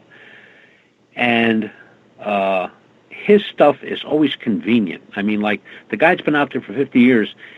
After 25 years, he finds one print or two prints. He's a happy camper. This guy finds everything every time he goes out. So why isn't everybody like flocking to him and following him around? You're bound to find something. Why is he so much better than everybody else when it comes to tracking these things? He has no background in tracking, and there are real trackers out there. I mean, guys that do it for a living, and they're not doing too well at finding anything. But Todd, he's a man. But if you, okay, I'll play devil's advocate on that. If you, if you play, or if you're out there and you start recognizing the signs, I mean, let's face it. There are people who pick up a baseball the first time and they can throw like their arm is a cannon. Then there are people who pick up a baseball for the 1,000th time and they're still lobbing it in there with no power whatsoever. He may have just lucked out and has been able to figure out what to look for and what not to. It could be something that simple. But again, he's never made a documentary where he's not found anything, ever. Every documentary he's made, every YouTube thing he's made, every conference speaking engagement that I've listened to, he has never came up and said, I spent 4 weeks in this place and I didn't find squat. Never, not once. Now, that to me is extraordinary. That'd be me standing above Area 51 out in Nevada and saying that I don't see anything. There's no buildings. There's nothing there. I'm going home. Of course there's something there. But in Todd's case, he's never been to a spot where he can't conjure up a Bigfoot. Never. And that to me is just crazy. Because there's people out there that have been doing it and do it every, like I said, I know one guy goes out every weekend. Every weekend. And yeah, he's had strange noises. He's had some strange calls. He's found some strange things in the line of prints and stuff like that and gifting sites. But very, not every weekend. Mike Johnson with Sasquatch in the Rockies might say different. Yeah, sure. Could be. But it just, I guess I err on the way of being, again, a skeptical believer. I need to see more. The camera shots, the apples, the running around, the camouflage suit in an ATV. I need to see something more serious. Now, if this guy put up a video of him, standing his ground in a lean-to somewhere, watching a valley, and he's getting some good video or something like that, that's a different story. But nothing is like that. Nothing. There's nothing like that in his stuff. It's always, I'm going here, and this is what I found. It just doesn't work that way. I mean, you could go back to where you had your sighting, right? Now, if you went back there and you said that you saw it every time you went back there, okay, so now are you bringing this guy home for dinner? Going to take him to a movie? Going to buy him a beer? No, you saw him one time, right? One time. Okay, one time. And I don't know how many times you've gone back. I'm sure it's been more than once. But you may go back 50 times and not see anything. Then again, there's that oddball chance you may go back and look in totally the opposite direction, and there he stands. But in his cases, it doesn't happen that way. Wherever he goes, he sees. And it just doesn't happen that way. It just doesn't happen. What about the face that was looking at him through the fallen tree? Oh, that one. That was Todd. You put up Todd's picture, and you put that up on a split screen, and it's Todd. And what he did was Photoshop or some other cloning thing. He added the hair and the darkened face, and he changed it. But you look at the picture, look at the lips, look at the eyes, which is very hard to do, to change that, and look at Todd. It's the same guy.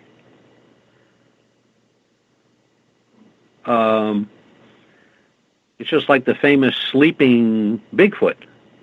where these guys sneak up on a Bigfoot that's sleeping and take all kind of photographs. Now, they don't take any photographs of his face. They stay behind a big clump of bushes, and they take the photographs through the bushes. They don't take any hair sample. They don't do anything. They just take those pictures and they go away.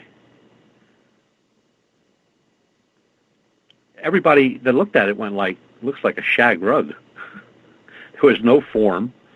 I mean, you didn't see any shoulders or any head outline or anything like that. It was just like a clump of fur laying there. Could have been an old fur coat, who knows? So, you know, when people do stuff like that, it always makes me wonder why. Look, if you and I went out in British Columbia and we marched up to your place and I spent 2 weeks up there and we saw absolutely nothing, I wouldn't get upset about that. Why would I be upset about it? I didn't see anything. Okay, I didn't see anything. But I'm not going to say, okay, look, let's get a hold of your buddy, Bazooka Joe, and we're going to dress him up in a suit just so I can go back and put it on my website that I saw something. I'm not going to do that. He needs a wig, by the way. Bazooka Joe needs a wig. Okay, well, so do I, but we won't put me in the suit.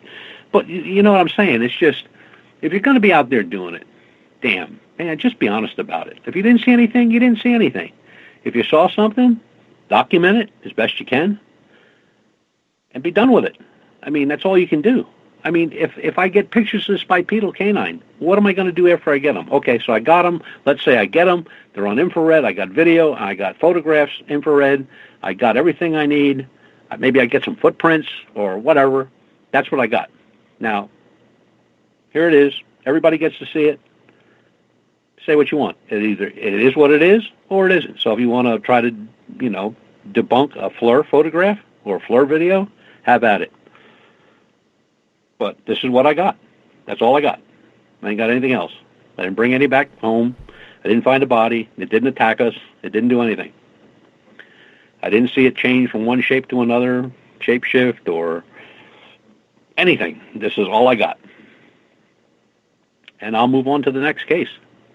I guess with that part of the film, Butch, what bothers me is, you know, if you go to the Apple section of the video, where he is like jumping all around like a caged animal, saying he's surrounded and the big guy's right in front of him, and he is blocking his camera angle so the apples can't be taken, or when the apples are getting taken.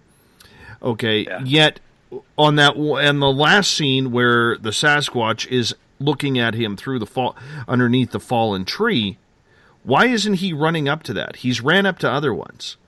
And, you know, it would be more believable if he was literally going up to this creature with the camera on, but of course the batteries just happened to be dead in his camera at that moment. You know, it would have been more understanding. You know, if you're starting to flash and you got a Bigfoot right there, go for the footage, man. Go for the footage, because that's what people want to see. That's what your investors want to see.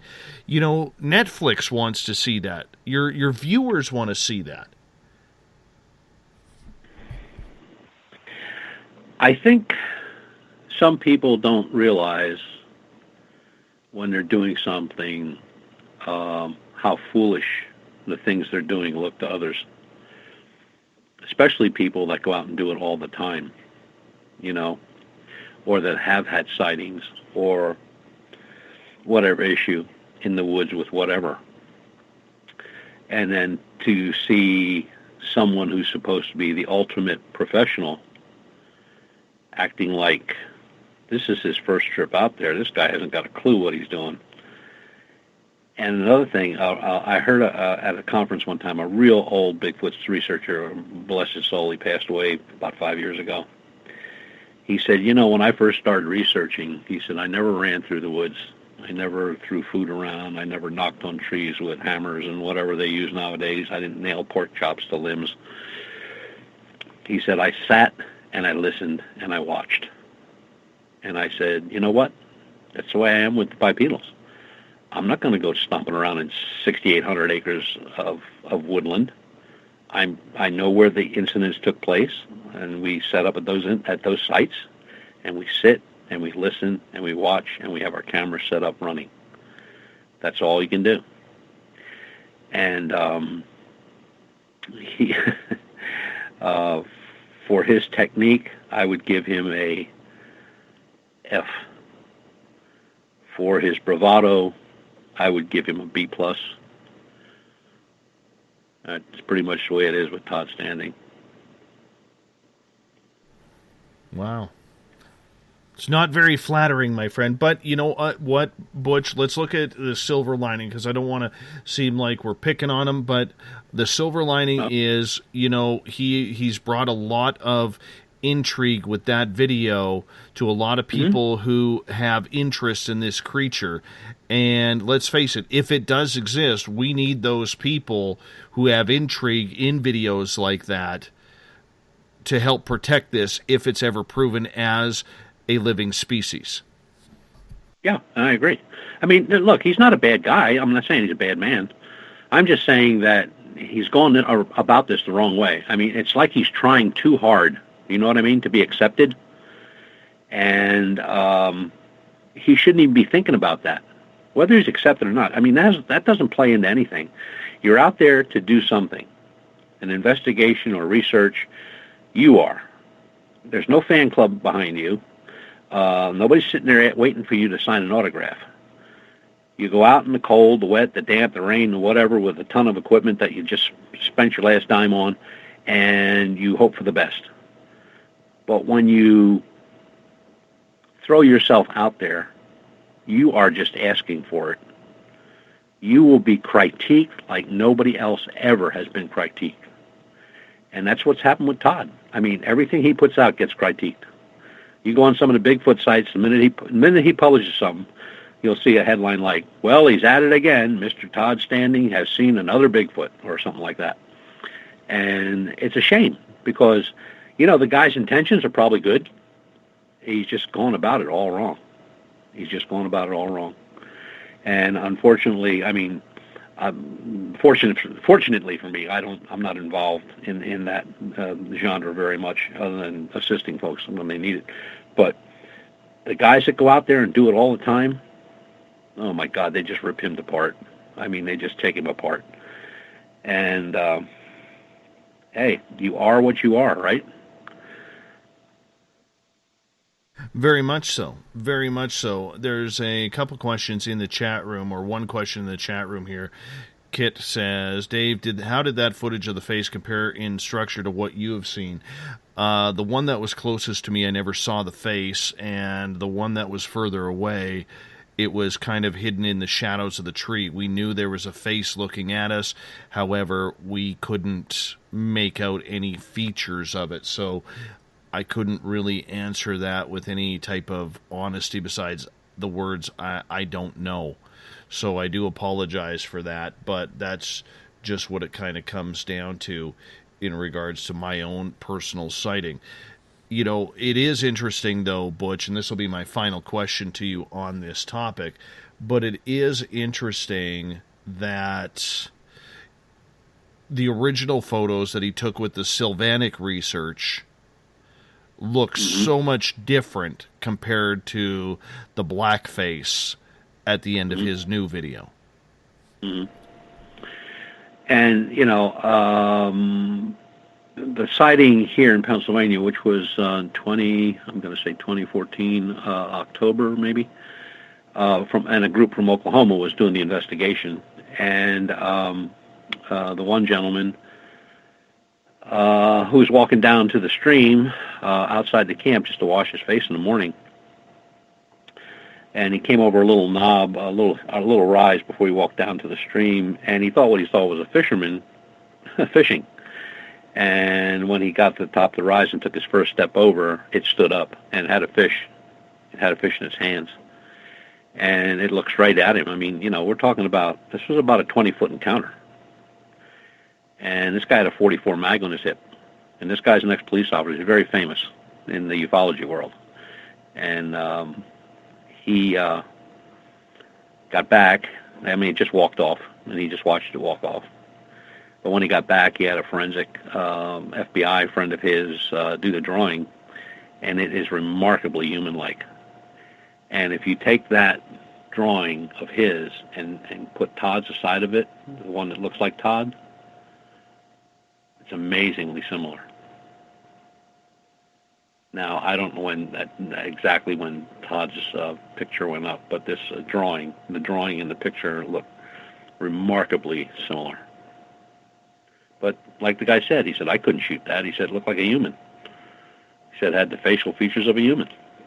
And when you look at the picture, it kind of reminds you of looking at a Cro-Magnon or something. And then that takes you down another alley of these folks still around, you know, Cro-Magnon man and all that. But I don't know enough about that. Yeah, it is a little strange, my friend. It is a little strange when it comes down to it because, you know, you really have to work hard to try and figure out what is truth and what isn't in this field. And you know, I mean, we could sit here and say everything that is right or wrong with the Todd Stenning video, but the truth is we really haven't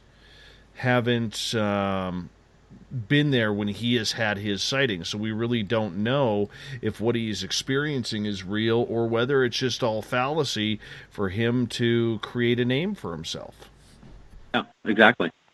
So, but, you know, I guess that could be said of every researcher. I mean, look, you got big-name researchers out there in ufology. I mean, big names. These are the guys that make the money going to the conferences. They get flown all over the world and the whole 9 yards. They've never seen a UFO. Never. Never. I mean, they are the biggest names in ufology. And there's more than 8 or 10 of them. They've written books, they've made movies, they've been on television, they've traveled all over the world, first class. They've never seen a UFO.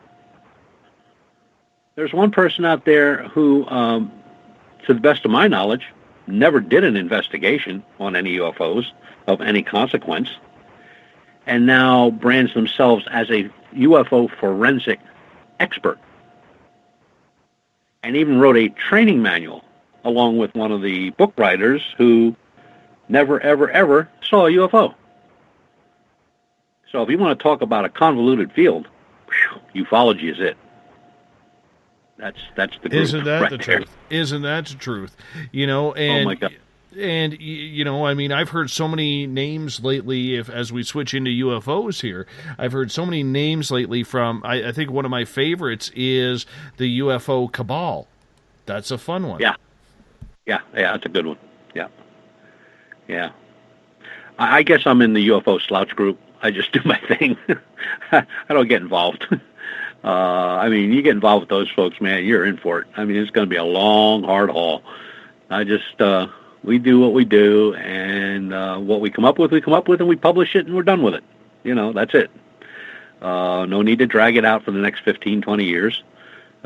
Just finish it up to the best of your knowledge, best of your ability, get all the proof out there. And if people say, hey, I don't believe it, fine, you don't believe it, but that's the way it is. This is what happened.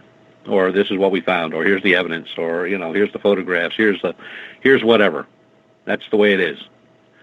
I know guys that are out there been litigating cases with the public for 10 or 15 years. It's crazy. Why would you waste your time litigating something that you know is either true or false, and then you're arguing with people who either think it's true or false? And the cabal, that cracks me up. But look, there's enough strange things going on all over the world in ufology. Reports are all on the uptake. Bigfoot reports, UFO reports, abduction reports, they're all climbing. You know, the connections between these realms, like you said, we were talking about the realms of ghosts, UFOs, aliens. I mean, there has to be a connection. There just has to be. It's just too weird that things that are so similar that you can almost not discern them as being anything but the same thing. And you have groups or individual researchers that they are dead set that there is a connection. Then you have the other side which says, well, there's no connection. I pretty much play it down the middle of the road thinking that there could be a connection, but now we've got to prove what kind of connection it is and how these things could all be in that same realm, that same world, that same cabal. There you go. Got a new name for cabal. But it's difficult. It's going to take a lot of work on a lot of researchers on their part to come up with the stuff that we normally don't look for and start looking for that. Over the years, not many cases, but there have been a few where you have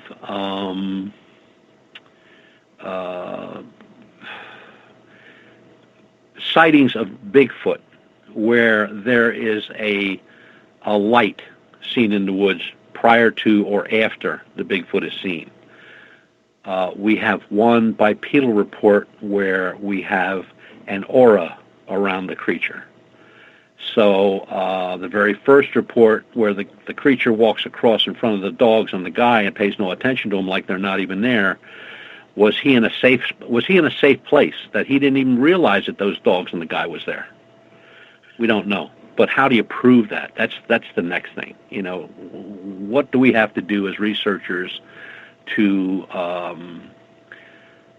figure out a way to capture that moment or prove that it happens?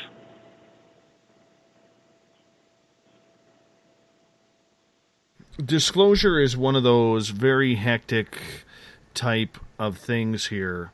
And, you know, you were involved in MUFON during the days when Robert Bigelow first started getting involved. What do you recall about that? Well, what happened was MUFON was not the richest organization out there, and you know, they were striving to get, you know, money into the group, with more people joining, becoming investigators, looking for more cases, and just, you know, trying to move everything forward. And they got to a point where this guy Bigelow from Bigelow Aerospace, Bob Bigelow, steps up and says, "Look, I'm going to put money in here to get you guys up where you need to be, but in exchange for that, I want your best cases, your cases where they make sense, or there's something in there that I can put into my space program, like how do these things, what type of propulsion do they use? What are they made of? What do they look like?" He was really interested in abductees, what the inside of the craft looked like, you know. Was it a 4-speed or was it a 5-speed stick? You know, all kind of crazy stuff. And at first I didn't really believe that he was even involved. And I was sitting here, it was a Saturday, I'll never forget it. And the phone rang, I looked over at the phone, the ID number said Bigelow Aerospace. I'm like, wow, I'm getting a call from Bob Bigelow. How about that?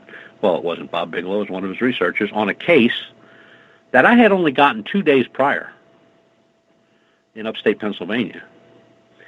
And he was questioning me.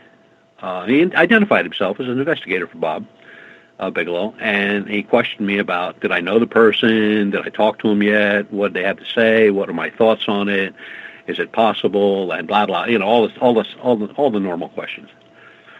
So I told him what I had, and then, you know, we hung up the phone, and I'm sitting here going like, this is for real. This guy is involved. And you know, some people in MUFON said, well, you know, he's just in it to gather up all our reports, and other people said, well, he's in it really to help, you know, finance everything, and yeah, everybody had their own opinion, and there were a lot of them, and then I guess he struck gold when he said about disclosure, and that, you know, when you mention the word disclosure in ufology, you could be standing on an empty street, yell it out loud, and you will be surrounded by hundreds of UFO researchers. I mean, it's like me yelling to one of my dachshunds, time for a walk, you know? They just, they're right there. Well, the disclosure part never happened, and then eventually there was some issues with the money, how it was being spent, and they lost the one director, and another director stepped in. He wasn't there very long, and then they moved another director in, and then people were trying to reform MUFON at the same time. They wanted, instead of having a board of directors appointing board of directors, they wanted the people in the field they appointed, appoint the directors or have a say in it anyway. Rule changes, the people in the field wanted to help, have their input put in, and MUFON wasn't having any of that. I mean, it's just the way it was run, and it's the way it's run till today. There is no input from the field. Although they like to say there is not. And I still talk to many members of MUFON, and I have a few MUFON members in my groups. So, disclosure has really been around quite a while. It was actually started by a woman named Elaine Douglas, who I actually run JAR magazine for her. She passed away a couple years ago from cancer, and that was a great loss. I was fortunate enough for her to will her library to me, which gave me a plethora of books that half of them I never even heard of, but they are there. And she was the one that had the marches on Washington, D.C. She was always after the government for disclosure. She interviewed Bob Bigelow. I mean, she knew everybody in the field, and everybody knew her. She was the head of in MUFON in, I believe it was Utah. I'm pretty sure it was Utah. And then when she tried to, when her and her group and a group of people started making waves, they got rid of all of them. And so she went out on her own, but she was a very educated woman. She had a master's degree from MIT in military policy, and she was a fighter for disclosure for many decades. The next one that fell in line with disclosure still is today, Stephen Bassett. Bassett has held these huge conferences, the X conferences down in Washington, D.C. He's had panels of ufologists before Congress a number of times. He's traveled pretty much everywhere that I know. I spoke at the Oz, Kansas conference with him. Very smart guy, and he's tried everything. He knows John Podesta real well, and some other folks that are in politics that have the way and sway, and never got him anywhere. But disclosure, like I said before, it's not going to happen. And this thing going on now with Tom DeLonge, I mean, that's just, that whole thing is crazy. Matter of fact, when it first came out, I got a phone call from a very well-known researcher, and I won't even bring him into this, but he was laughing so hard he couldn't even say Butch. And I'm going like, okay, so what's up? And he starts telling me about this DeLonge thing. And he says, now, who would name a UFO group the Stars Academy of Arts and Science? I said, that's really arts and science. What's that got to do with it? He says, I don't know. But he said, that's what it's called, the Stars Academy of Arts and Science. And there was this guy, he said, who said he worked for the Pentagon. He ran this operation in the Pentagon, and it was to watch the threat from alien technology, that kind of stuff flying around. What are they? The name of the group in the Pentagon was called the Advanced Aerospace Threat Identification Program. And the gentleman that ran it, his name was Luis Elizondo, I think. Elizondo, yeah. And he claimed that he was the person who ran the program for years. It had a budget of $22 million. Now, in black budgets, $22 million is like having $10 in your wallet. You couldn't get an office space in the Pentagon for $22 million, let alone anything else. So, and he mentions no helpers. He just mentions himself as he ran it. So this was evidently a one-man operation. And he left the Pentagon. He left the program. And he is now with Tom DeLonge. And one of the things is that this Lewis guy, so what we're to believe is a guy worked for the Pentagon on a super secret project, which was a black budget, $22 million thing. And he walks out of the Pentagon, and he hooks himself up with Tom DeLonge, a musician, and everything is just hunky-dory. The government don't work that way. You're involved in anything in a black project, you're not going to disclose that to anybody, ever, for obvious reasons. So a lot of questions have come up since this started. Like, did this government agency really exist? Some say yes, some say no. It was a top secret program, and this guy quits with no paperwork to speak of about it. That 2004 Air Force shot of the alleged UFO in the gun sight of this aircraft, that was debunked years ago. And I mean years, like 2004, 2005. It's the same film. It's no different. And then another thing that just kind of cranked up a lot of people was the group also promised to improve national security, combat climate change, and harness telepathy. Now, give me a break. Butch, on that note, I'm going to get you to hold right on because we're going to go to our final break of the night. You said you wanted a break, so I'm going to cut you off and give you a break. How about that? Good timing. You got it. All right. Butch Witkowski is our guest tonight on Spaced Out Radio. As we are going to go to our final break of the night, we're going to continue with the disclosure, and I'm going to read something from Robert Salas. If you don't know who Robert Salas is, he was one of the dudes running one of the missile silos in 1967 when a UFO came over and shut his missile silo base down. And he wrote something that, Butch, I think you're going to be very interested in if you haven't read it already. We're going to get more into UFOs and Disclosure right after this break. We'll also get to the Thought of the Dave in hour number 3. Hello, SOR listeners. Lorian Fenton here. Let me ask you, now that disclosure's happened, what does it mean for ufology? For answers, join us at UFOCon 2018 in South San Francisco, California, March 23rd through 25th. Keynote speakers Stephen Bassett, Grant Cameron, and Melinda Leslie address the current disclosure agenda. Dave Scott, yes, you're Dave Scott, and Lynn Buchanan tell of amazing alien encounters. Get your tickets at caufocon.com. That's caufocon.com. Are you tired of being blocked, shadow banned, or placed in jail for simply posting your thoughts on social media? Social Media Freedom can take care of that for you. Social Media Freedom is the newest and one of the best free new apps that allows you the freedom to post what you want, when you want. It takes seconds to download from your app store. Come join the tribe at Social Media Freedom. It's time to set yourself free.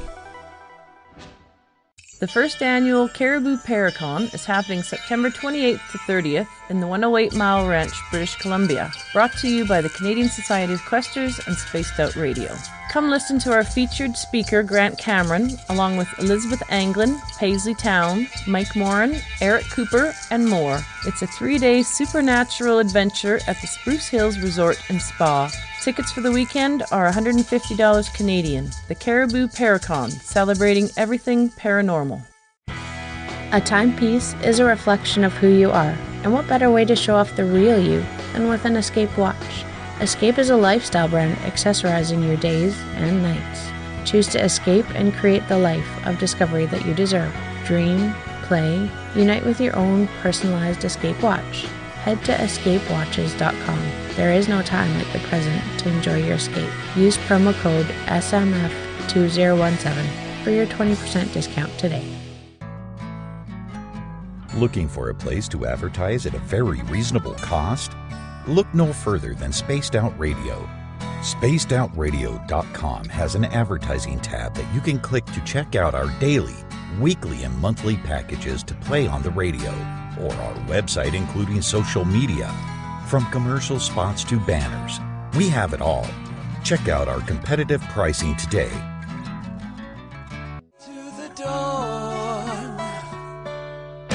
We're lighting the void on Saturday nights on Spaced Out Radio. Hey, this is Joe Roop, and I'm hanging out in SOR headquarters every Saturday night, bringing you the latest news when it comes to the weird and strange. Bigfoot, occult, UFOs, ghosts, and everything in between, I got you covered. You can tune in to SpacedOutRadio.com starting at 9 p.m. Pacific, midnight Eastern Time. Come travel into the void with us on Spaced Out Saturdays.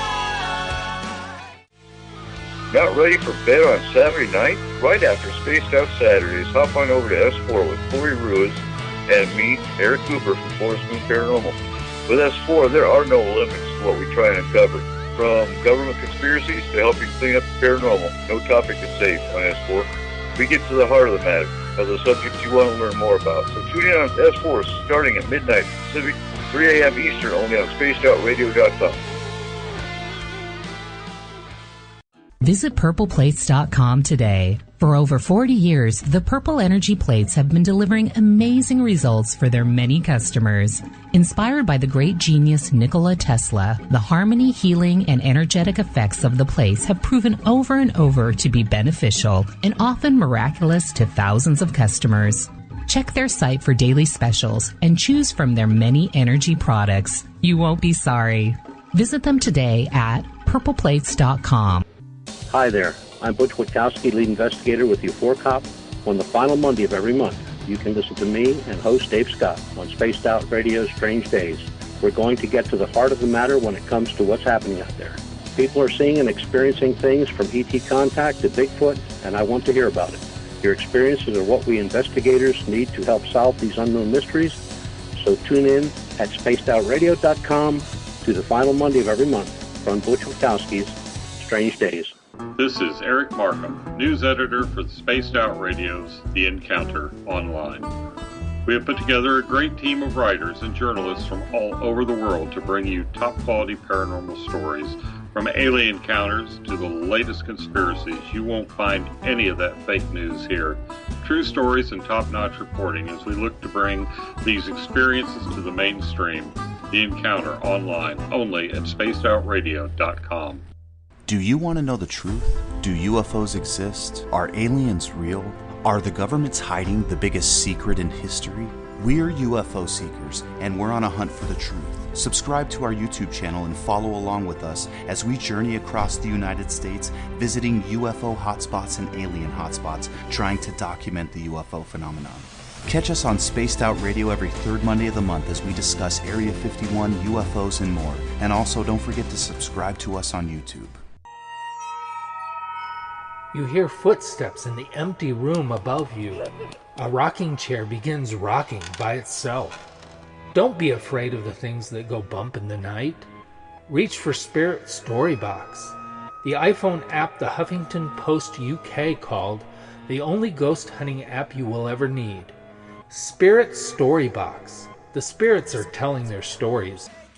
It's Cosmic Sundays with me, Elizabeth Anglin, in Cosmic Passport.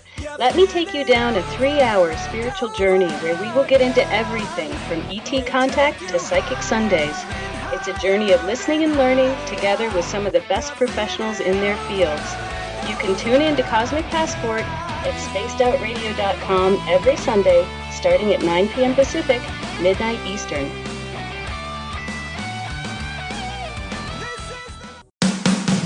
The views and opinions expressed by tonight's guest and topic of discussion do not necessarily represent the official policy or position of Spaced Out Radio, Spaced Out Weekend, Spaced Out Radio Limited, its hosts, syndicated carriers, or anyone associated with this broadcast. You're listening to Spaced Out Radio with Dave Scott. Follow Dave on Twitter at Spaced Out Radio and hashtag Spaced Out Radio, and on Facebook, Spaced Out Radio Show. Now, back to the program. Welcome back to the third and final hour of Spaced Out Radio tonight. I am your host, Dave Scott. Great to have you with us. Tomorrow night on the program, Grant Cameron is going to join us for the first half, Lorian Fenton in the second half. We're going to talk about the disclosure movement, where we are just over a month into the whole disclosure that happened in December through the New York Times article.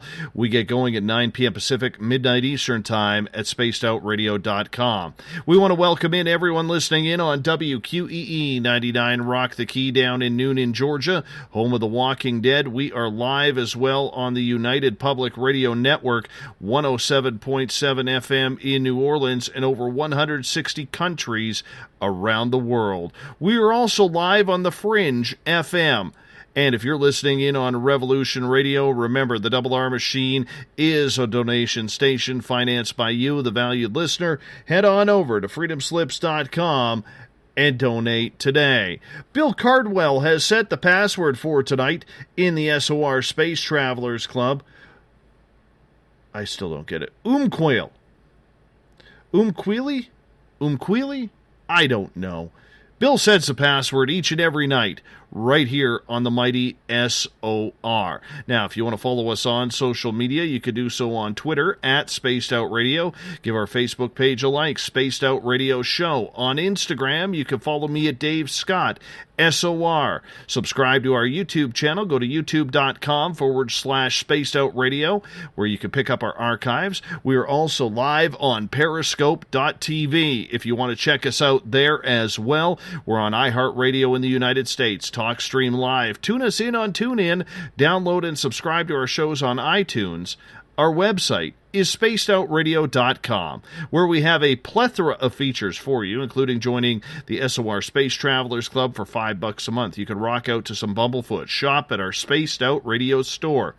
You can also read up on the encounter online, dealing with all the strange and weird news of the day, and we have great videos from UFO seekers and Contact TV, everything at spacedoutradio.com. For the final time tonight, we introduce Butch Witkowski as he comes on the final Monday of every month with his feature called Strange Days. We're talking about disclosure here right now and what is currently happening with it. It is a very hot topic, Butch.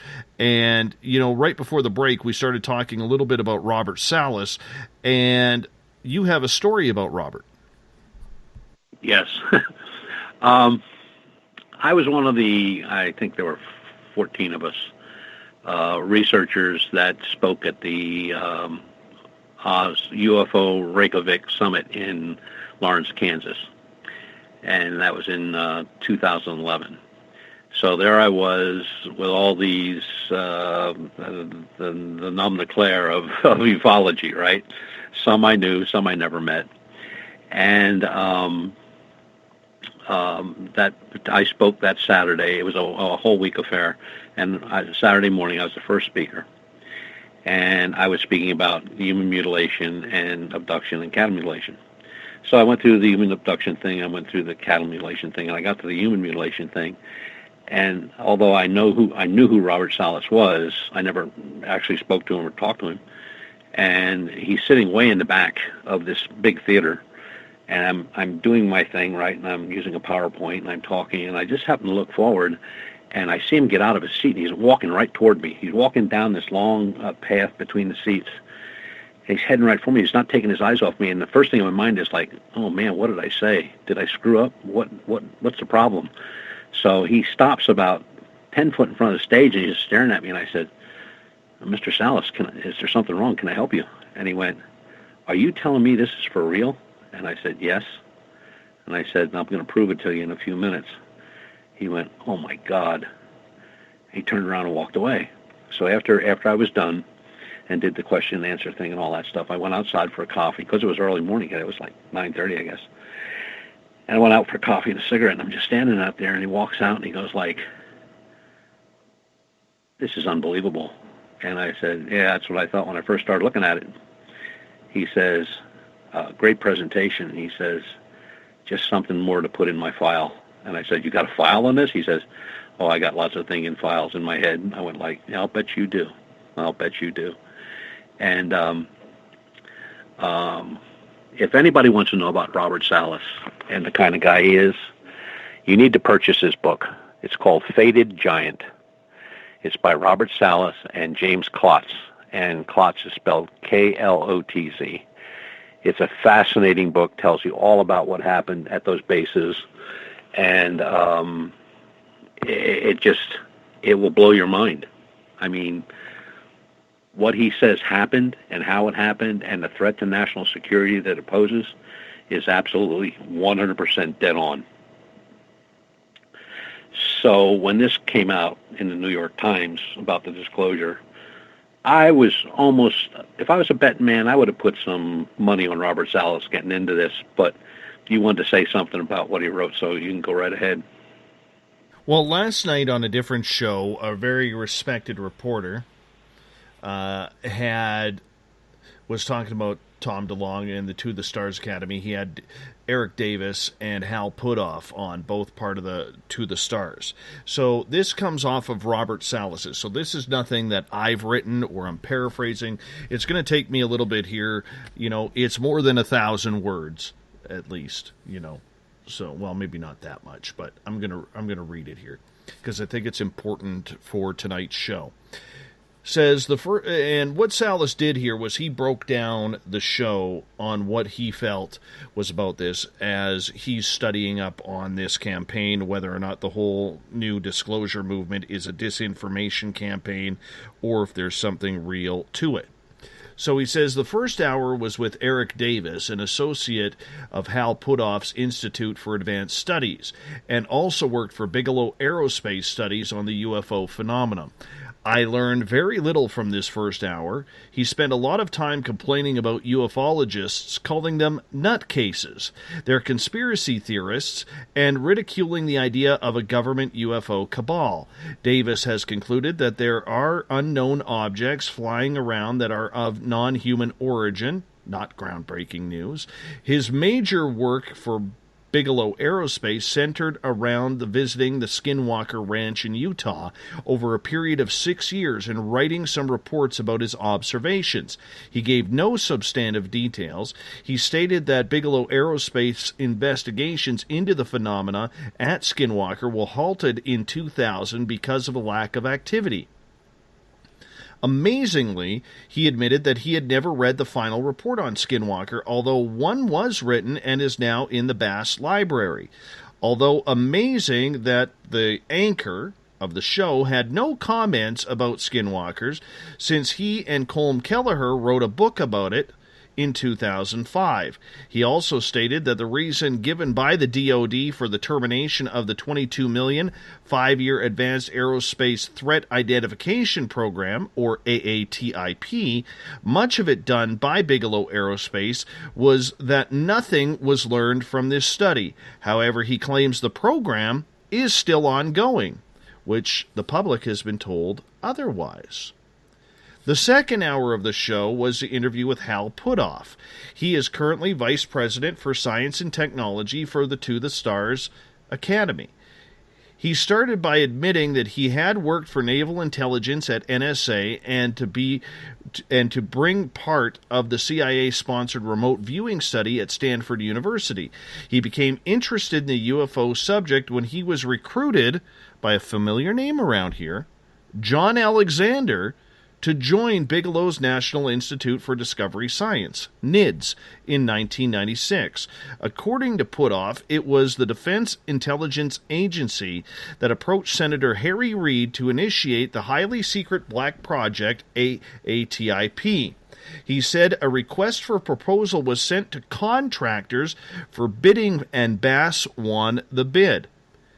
Now, he goes on to say, these black projects are called special access programs, and even their existence is tightly controlled and funding is obscured in the DoD budget. And Salas goes on to say, I seriously doubt that the normal contract bidding process is used for them. According to Puthoff, one of the reasons Bass got the contract was because of Bigelow's deep interest in the subject and his accumulation of materials and information. I can personally attest that Bigelow and Alexander came to visit me in 1999 to review and copy the documentation on my own UFO/missile shutdown incident of 1967. And I know from discussions with other researchers that Bigelow has aggressively pursued access to whatever information and or material he could get his hands on. Puthoff mentioned that the missile shutdown incidents were part of the reason the AATIP study was initiated, because DOD considered it evidence of a threat from these objects. Puthoff asserted that not much progress was made in the AATIP study because of fear, careerism, incompetence, and even religious beliefs, and therefore it was not properly funded. He made the pitch to support funding TTSA, so To the Stars Academy, so they could continue the effort to analyze and produce reports on the material held by Bigelow Aerospace. He also floated the idea that there could even be some cooperation between To the Stars and the Pentagon and other contractors. Finally, he teased that he had seen some material that was not formulated here on Earth and had some unusual characteristics, but could not get into details at this time. This whole business continues to sound, in brackets, smell, fishy to me, because, as I and other researchers have pointed out, secret groups, what I call the UFO cabal, embedded within the government, have been studying the UFO phenomenon for decades. There is plenty of evidence to support this. It should not be the subject of ridicule or discounted by serious researchers. Notwithstanding their public dissociation with these studies, the U.S. government and worldwide governments have continuously studied the phenomena for the purpose of gleaning information, back engineering, and to develop counter-threat capability. If, as stated above, the Department of Defense considers UFOs a military security threat and has since at least my missile shutdown incident, why would they ever stop studying this phenomenon until they fully understood it and developed countermeasures? Why would they suddenly want to establish this AATIP study 40 years after my incident and then publicly announce it has been canceled after a 5-year effort? Has the national security threat vanished? That does not make any sense. I can only conclude AATIP was initiated as a way to divert attention from the actual extensive studies and activities that have been going on for a long time. These interviews last night provided little information to mitigate support for To the Stars Academy, which is staffed with too many ex-spooks and who have left too many questions unanswered. What is your thoughts on that? Perfect. I mean, that's exactly what everybody's saying. I mean, the way that they say it's set up and what they're going to do and how they're going to do it, and that everybody's going to start sharing information with these guys. And like you said, they're all most of them are ex-spooks, working for the alphabet groups, and Bigelow is behind this, just using a different format, different names, different people. It's just another Bigelow Aerospace connection to get information. And,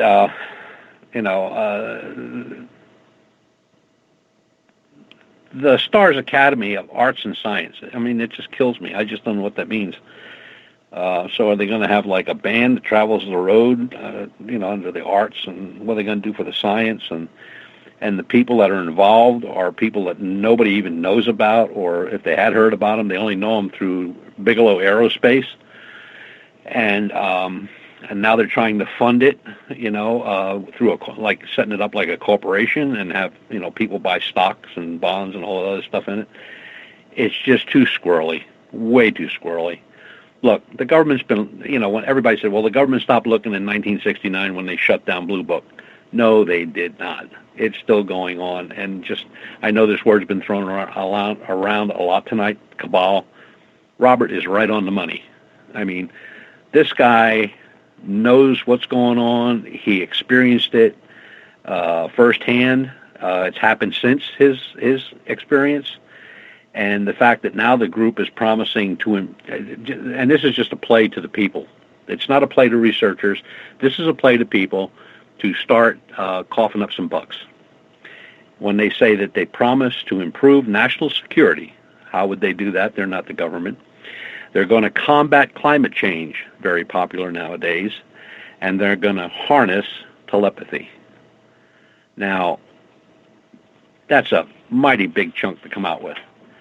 And we're talking about a rock and roll star here who probably had, from young on up, a very big belief in sci-fi.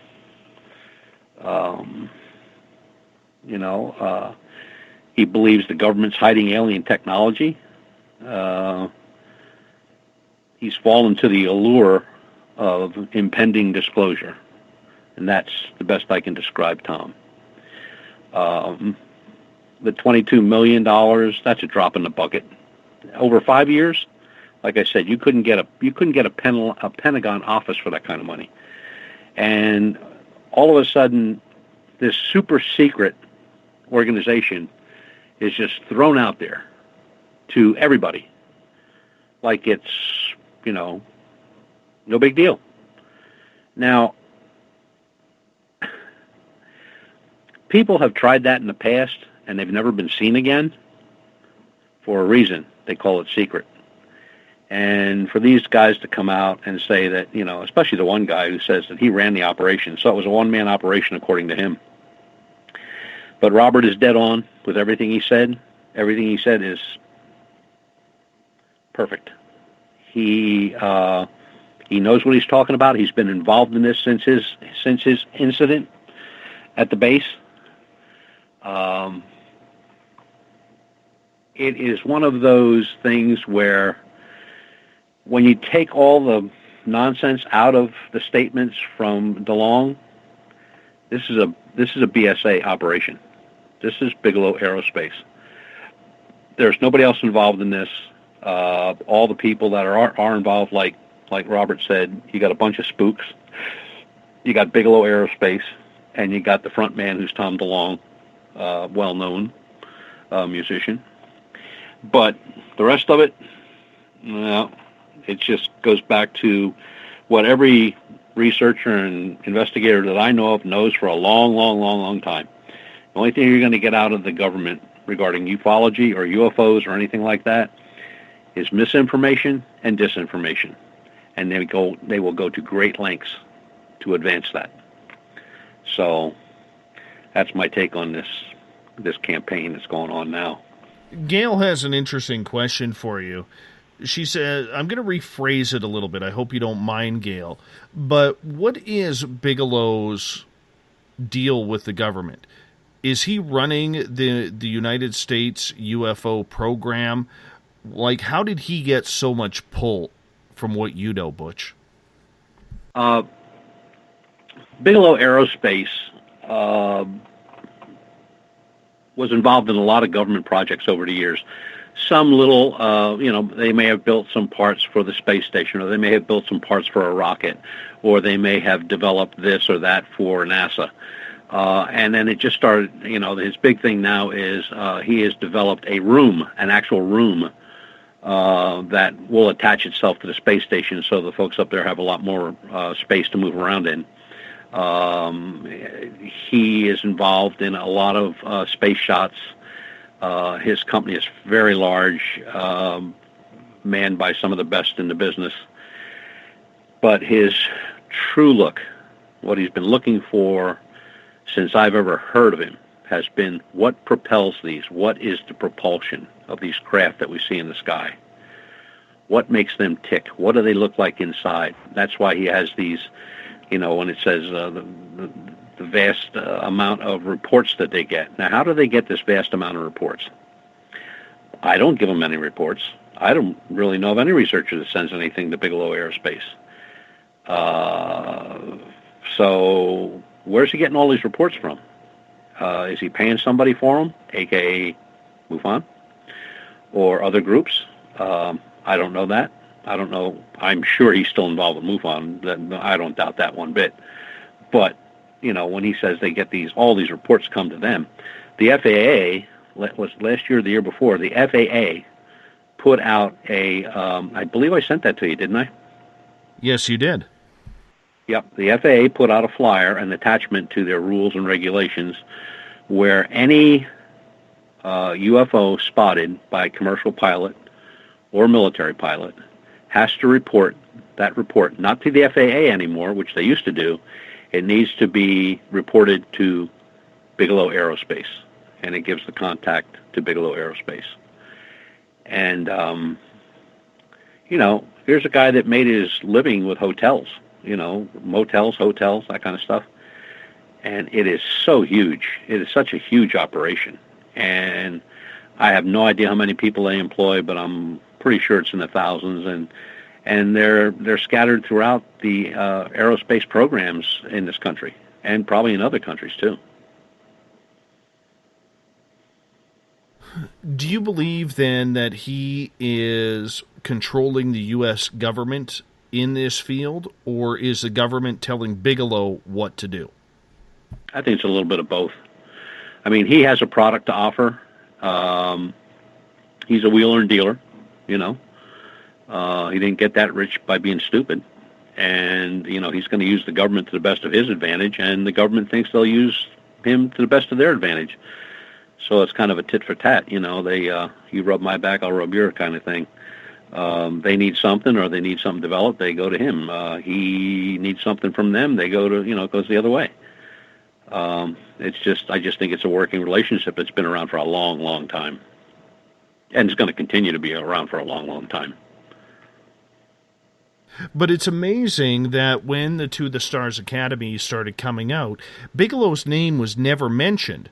And it's only been like the last couple of weeks where people have been throwing Bigelow's name in on this. They've been throwing John Podesta's name in on this. All the real heavyweights of the U.S. government who have been behind the UFO programs are now starting to all be a part of To the Stars.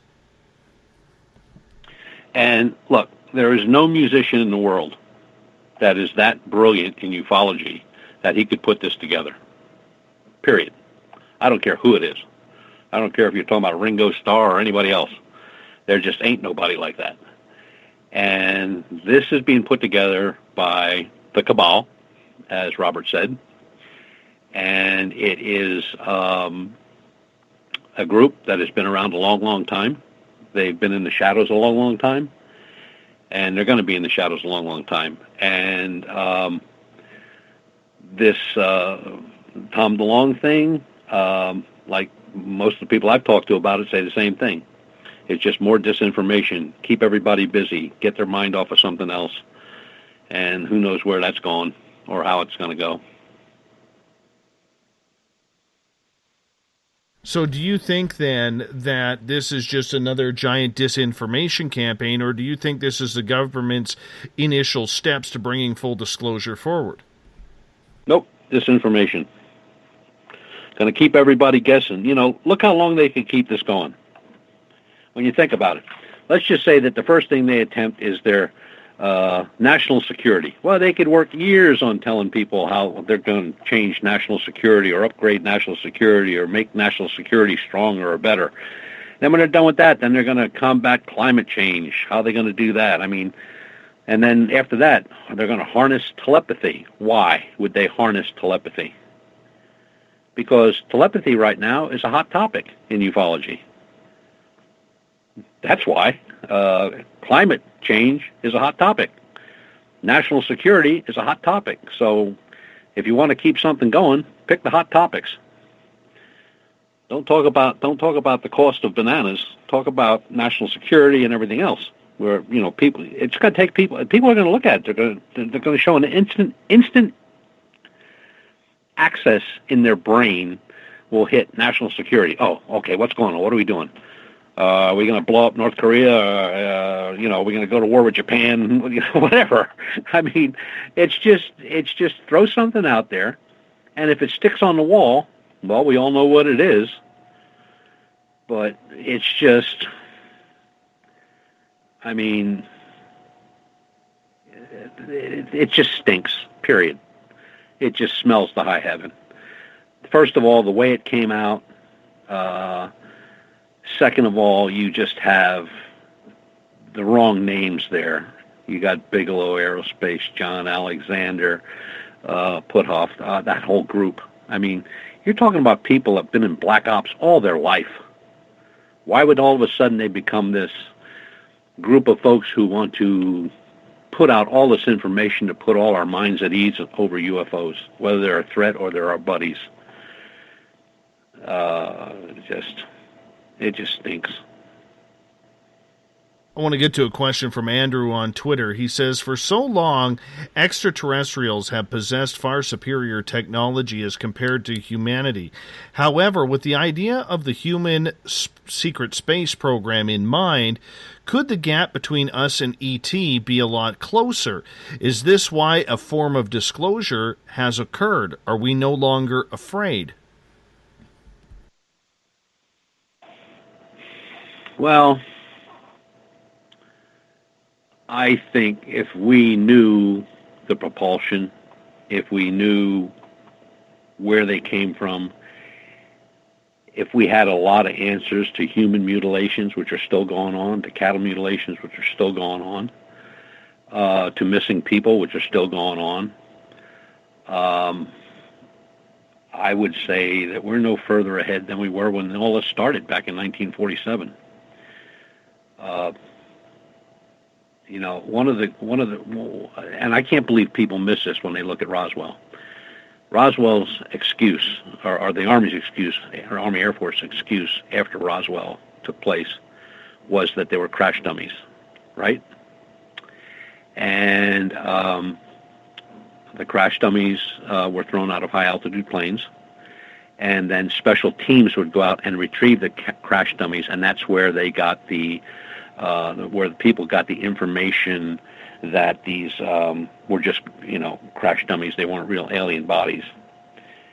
The only problem with that whole story is the company that developed that crash dummy only developed it in 1951. It was only implemented in the military in 1953. So now we got a crash dummy who's a time traveler, or the government's lying. I'm going to go with the government's lying. So, I mean, they started early on. They couldn't back it up. I mean, once you told a story like that and you started debunking things left and right all the way through until 1969, you just can't stand up now and say like, oh, man, I was just kidding. We know what's going on, And why does Bigelow have this insatiable and willing to spend millions on the propulsion systems? Why are abductees being contacted by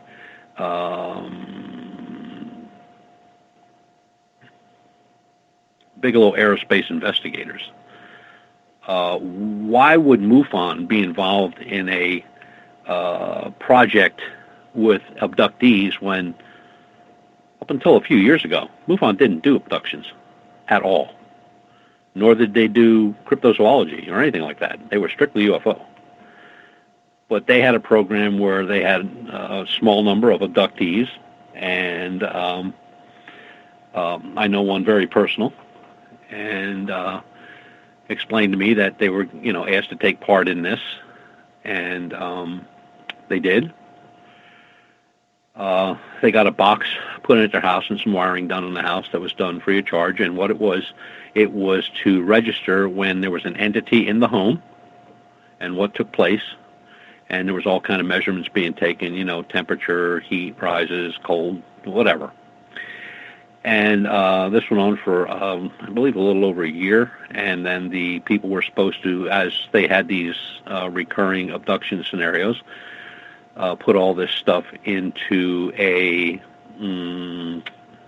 diary. And then they could keep that diary, and then a copy of it would go with the people when they came to pick up the equipment, or if they didn't have the wherewithal to do that, they would just give the diary over, and they would make a copy and get it back to them. Well, that all happened. Unfortunately, people gave up the diary and they never saw it again. The guys that came to pick up the diary were in a military uniform with no insignias at all.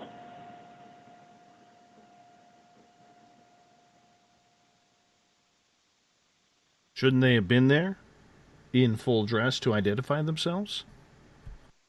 They should have been full dress, because one of the people, as a matter of fact, the person I know, worked for the government military. And she said, I didn't recognize the uniform. There was no insignias of any type, no name badge, no rank, anything like that. So it's that was a MUFON deal. And then when it came time to publish all the information, which they said they were going to do, they put out a thing where all of a sudden it was going to cost like some ungodly number, $55,000 or $65,000, to publish this report and to do all the numerics and all the stuff that goes into this thing. And that was it. That was the end of the program.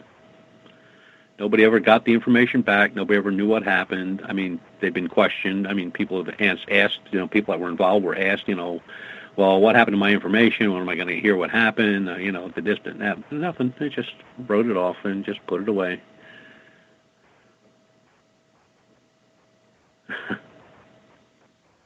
Stuff goes on all the time. It goes on all the time. It's just not the government. There's a lot of groups out there, like Robert said, and again, that name, the cabal, these secret little groups that are out there, whether they're involved with the government or out on their own. I mean, they're there. They've been there. And they're not changing. And just the way it is, And then people wonder why, we can't find this, we can't figure that out.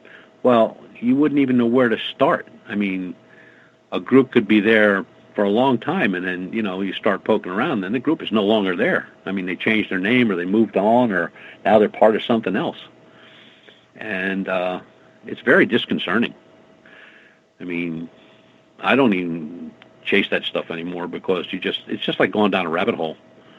You're just beating a dead horse.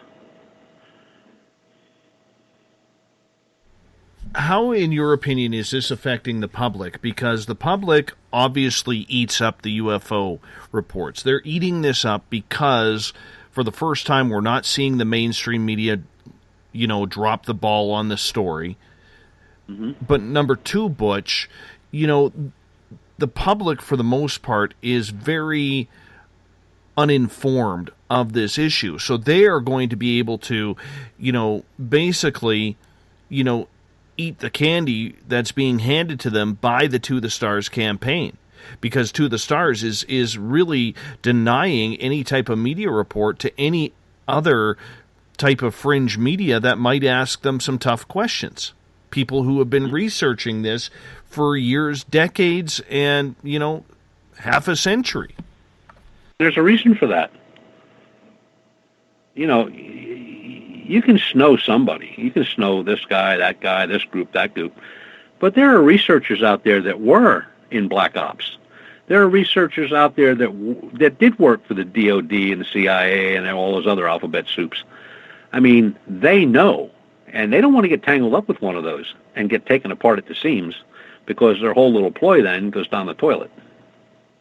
So best to stay away from those outfits that want to interview you, especially if they have people on their staff that know what they're talking about. And they know how the government works. They've worked for them. They've done things for them. They've worked in the research areas. They've worked in the Black Ops areas.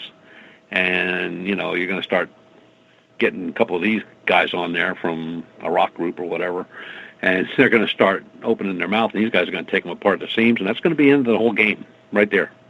That's where it'll end. And it's going to happen. I mean, they don't know everybody, and eventually somebody will be slick enough to slip one in on them, and that'll be the end of that. This disclosure thing will go right down the toilet. And it's amazing that a guy like Stephen Bassett, who has been fighting for disclosure for so many years I can't even remember anymore, has not said a word. Well, you know what? Stephen Bassett will actually be on this show in 3 days. There you go. In There's 3 the guy days. to talk. Steve is a great guy. I like him. I like what he's trying to do. I like the way he's trying to do it. I've attended his conferences, and I'd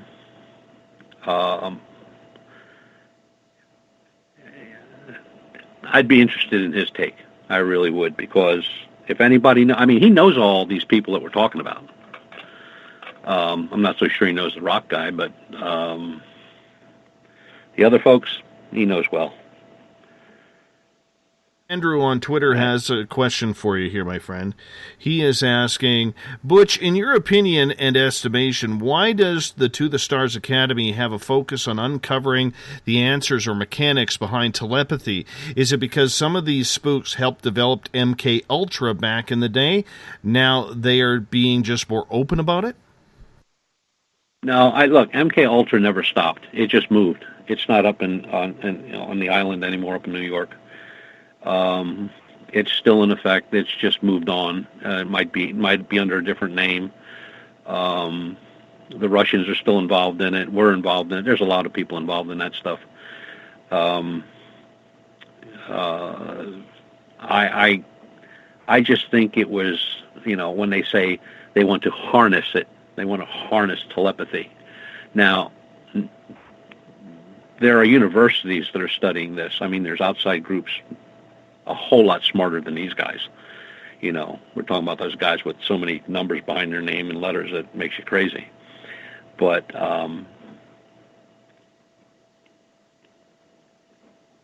I just don't see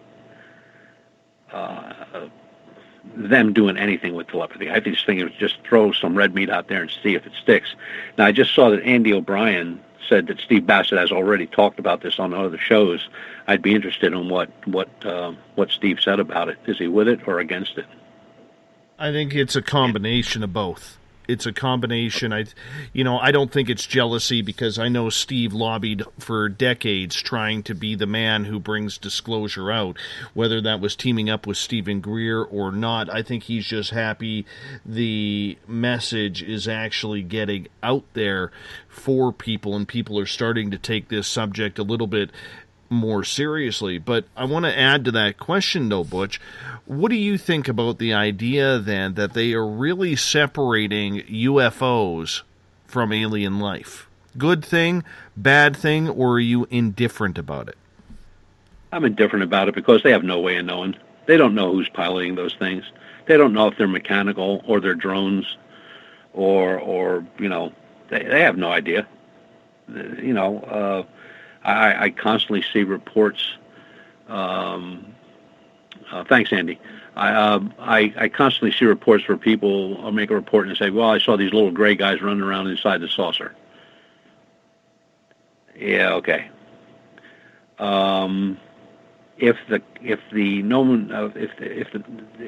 words little gray or small gray were never brought in to ufology, they'd be pink, green, yellow, orange, striped, houndstooth check, But the little gray fit the narrative, and then when that started losing interest, then we went to the bigger gray, and then, of course, we went to the reptilian, and it just went on and on and on. Now you got 57 types of aliens out there, and then there's a new one pretty much every month. But I'm not buying any of it. It's good to have the word disclosure out there, but is it going to happen? No, I just don't see it. And I'm not the only one. When this came out, I talked to a crap load of investigators that are in it a long time more than I am, and I'm in it 29 years. And they're going like, yep, another joke, another misinformation campaign. And just the fact, now, if this had been some well-known serious researchers that brought this up and said, hey, we're going to try to do this, or, we're going to give it a shot, or this, that, and the other thing. But when you have, and I don't mean to pick on this guy, I'm not picking on him by any means, but, you got somebody that was never involved in ufology, Tom DeLonge, other than his, what he did on his own. And then you have all these names popping up like John Alexander, Bigelow Aerospace, Colm Gallagher, and the whole 9 yards. It smells. And Robert said it smells. It's fishy. It just don't make sense. It's just, and they said they've been working on this for a while, but it just pops out, Now, I understand that New York Times is great for putting stuff out when nobody else knows about it, but for a guy that said he ran a black op department in the Pentagon to come out and just shoot his mouth off about everything, that in itself is a total red flag right there. Right there. No problem. People are involved in these operations. They sign papers. You open your mouth and we'll lock you up. And in some cases, you open your mouth and you're just going to disappear. And for this guy to just come out nonchalantly and saying, yeah, I ran the joint and this is what we did and this is what we're going to do. So I dumped them. Now I'm going to work with these guys here. And then, they want to sell stocks and bonds to build up this company. So, and it is a company. That's what they want it to be, a company. So, we'll see where it goes, but eventually something's going to happen. It's going to fall apart. Or somebody will say something they should have. And Elizabeth, if Harry Reid's involved in it, it's absolutely no good. Harry Reid was just pushing money from the government to his buddy, Mr. Bigelow. And he's done that in the past with other projects, with NASA and Space Administration, where Harry Reid made sure that Bigelow got the project. Whether he's the high bidder or low bidder, it didn't matter. He got it. What do you think? What do you think Bigelow is holding when they say he has alien material? I don't think he's holding anything. I don't think anybody has any alien material. That's just, look, there have been, I can't think of how many researchers over the years that I've been involved, maybe a dozen, maybe a little less, that have said they've got alien artifacts. They've got this, they've got that, they've got this piece of indestructible aluminum, they got this piece of bendable steel, they got this piece of unknown plastic. But nobody can see it but them. And if they do see it, they show a picture on the internet. If they had something from a real unidentified flying object, I guarantee you they wouldn't have it very long. That would be in the government's hands, not theirs.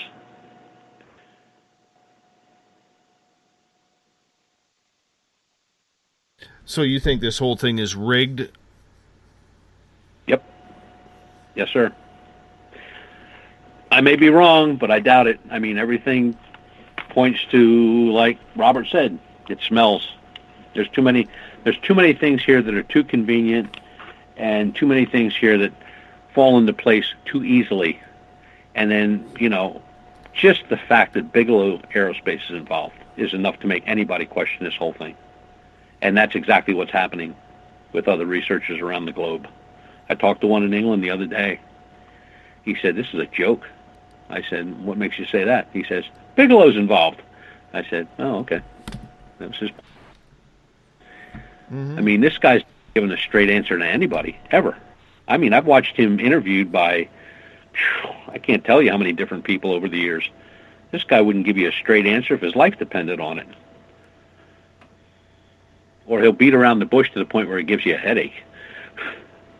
Mm-hmm. No, and I can totally see that, and I can see where this is going, and I think a lot of people are starting to open up their eyes. I think the excitement of the original disclosure is actually calming down, Butch, and finally people who were very excited about this project are now starting to ask some questions. It's exactly what's happening. You can fool, it's the old saying, you can fool some people some of the time, you can't fool all the people all the time. And, the initial excitement, like you said, I mean, you mentioned disclosure, and there's disclosure. We're going to prove it. And then all of a sudden, all this stuff comes out, who's involved, what they're going to do, how they're doing it, what took place. And to say that, we have this special thing. We've been looking for threats and then all this stuff, but we're just going to pack it in. I mean, we didn't find any. We're just going to cut it, and that's it. We're going to be done. And you go like, wow, it's amazing. Well, look, people believe what they want to believe, but when they start asking questions, that's when it really gets good, because you're going to hear a lot more about this, a lot more. There's researchers. Oh, go ahead. I was just going to say, there's researchers out there. They're not going to give up on this. This is like throwing a steak in front of them and a good tall beer. I mean, they're just waiting. They want to start. And I think, well, you've seen it just since it come out. I mean, there's not much information out by DeLong and his group. Very little.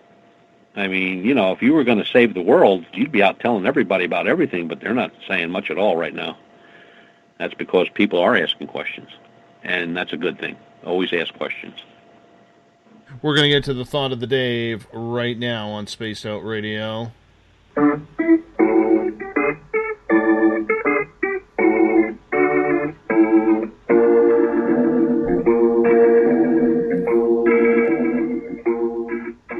Thought of the Day happens every single day. I put a big question on my Facebook page to you guys. It goes over to my Twitter, and we then discuss, debate your answers that you write on my Facebook. Not a busy one today for a Monday, but we are going to get into it a little bit here, and Butch is going to stick around with us.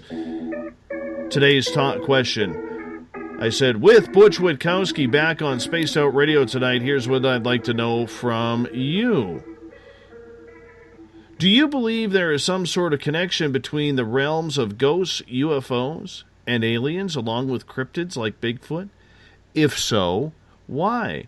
Now, I really thought, Butch, that this question would get people speaking, because it is such a unique question that it seems like people aren't very quick to want to touch this. What do you think? Well, first of all, you got the giggle factor. You know that. That'll be the first thing. But the thing that doesn't make me giggle is, like, you've had, over the years, I'm not saying a lot of years, maybe the last 4 or 5 years, where you've had strange things happen with these sightings that are almost coincidental to something that it shouldn't be. A paranormal case where people were reporting just a shadow in a part of a home, and a team goes in and one of their cameras photographs the shadow, but the shadow has an outline of Bigfoot. Or a hunter who sees Bigfoot in a field heading toward a tree line, sees 2 bright flashes to his left, and when he turns around, he sees the creature, the Bigfoot, melt into a wooded area, just melt right into the trees, just disappear into the trees. You've had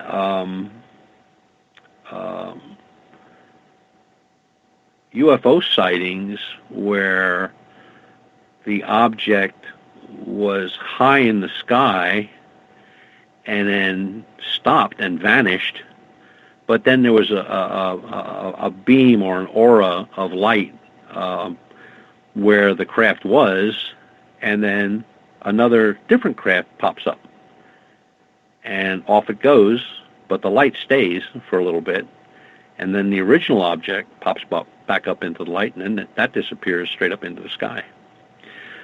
So, bright lights and creatures, bright lights and UFOs. Bright lights and UFOs kind of go together. Bright lights and creatures do not go together. Paranormal, ghosts and lights don't go together as far as seeing something that's not there. I mean, if you're looking for a shadow in a home, you're certainly not going to expect to get the outline of Bigfoot on a camera. I mean, that's not supposed to happen. Or you get again in paranormal, you'll get and I think it was Gettysburg it happened in. It may be another battlefield, but I'm pretty sure it was Gettysburg, where a guy he was a cannon fanatic. You know, he just liked old armament, and he was photographing cannons up by the Pickett's Charge. And I think he said the shot he was taking, he was going to get, I think 5 cannons in a row or something like that, and two of them were special. And I'm not a cannon guy, so I can't tell you that. But he said he was looking through his lens, and there was a flash of light, and you know, he kind of looked over the camera, and he went back into the lens to look through the camera again. The cannons weren't there, but he looked over the lens, over the camera, they were there.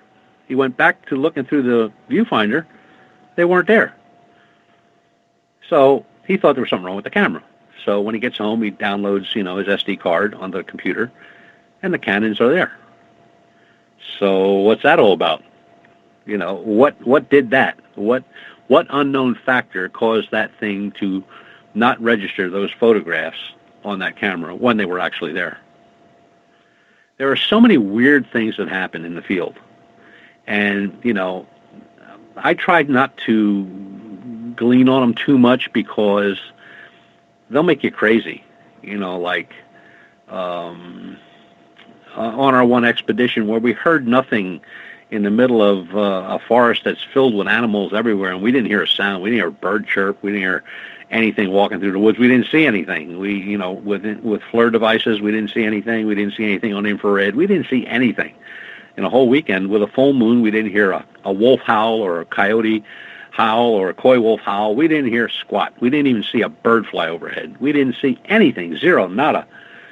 One of the largest deer herds and bear herds in the state. We seen zero. That's weird. When you can't keep a fire going, that's even weirder, especially when you're pouring gasoline on it. You know, during the day, rip-roaring fire. The minute it got dark, we couldn't keep that fire going to save our butts. Even putting an accelerant on it. Just kept going out. So, a lot of things out there that happen you can't explain. So, when you really think about it, you're thinking like, can all this be connected together? Could this all be one, as you said, realm? Could it be? Yeah, I guess it could.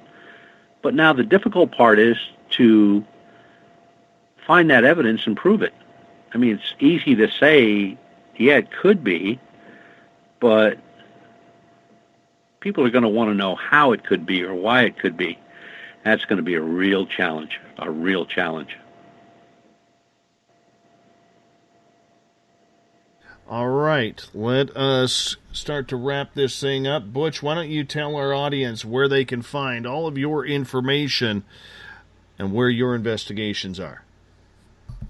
Well, they can find us on Facebook at UFORCOP. Well, let's go to the website first. UFORCOP.com, UFORCOP.com. Find us on Facebook under UFORCOP. They can find us on Facebook under UFO Research Center of Pennsylvania, or under my own personal page, which is Butch Witkowski, or they can listen to me every week on Radio Memphis, The Existence of Strange Things, with my co-hosts Lon Strickler and Sean Forker. And that's every Friday night from 11 p.m. to 2 a.m. Eastern Standard Time. We have interesting guests and conversation, and that's where I'm at. Always a pleasure, buddy, to have you on the air with us. You know how much I love it when we will do it again on February 26th, the final Monday of next month, and I look forward to having you back on. Okay, buddy. You take care now. Good night, everybody. Good night. Butch, you hold on. I'm going to wrap this thing up. I want to say we got Mr. Ron Bumblefoot THAL rocking in the background with Little Brother is Watching. Bumblefoot is the official music of Spaced Out Radio, rocking us in and out of every single show, every single night. Keep the horns up for Mr. B anytime you see him. Tomorrow night on the program, we got a split show. Grant Cameron coming on the first half of the show. We are going to be talking disclosure. Second half of the show, we continue that topic with Lorian Fenton. Both of them are putting on Lorian is putting on the UFO conference in San Francisco in March that I will be attending and speaking at. I hope you, if you're in the area, come on up and make it. It's going to be a fun time. Reminder, we have our GoFundMe account, GoFundMe.com/We Own the Night. GoFundMe.com/We Own the Night. If you want to donate or share, we would really appreciate it. We're trying to build a brand new studio here at SOR headquarters. You could help out with that. Maybe even get your name put on the walls, because it's that important to us. Don't forget, you can follow us on Twitter at Spaced Out Radio. Give our Facebook page a like, Spaced Out Radio Show. Instagram, Dave Scott, SOR, and our YouTube channel, Spaced Out Radio. I want to say thank you to everyone listening at home, listening in their cars, at work, everybody on Twitter tonight, and on Periscope TV. You know where you are. The veterans of the SOR Space Travelers, and everybody on Spreaker. You made it fun, because together, my friends, we own the night. Mr. Bumblefoot, we need a favor. We need you to take us home. See you in 21 hours.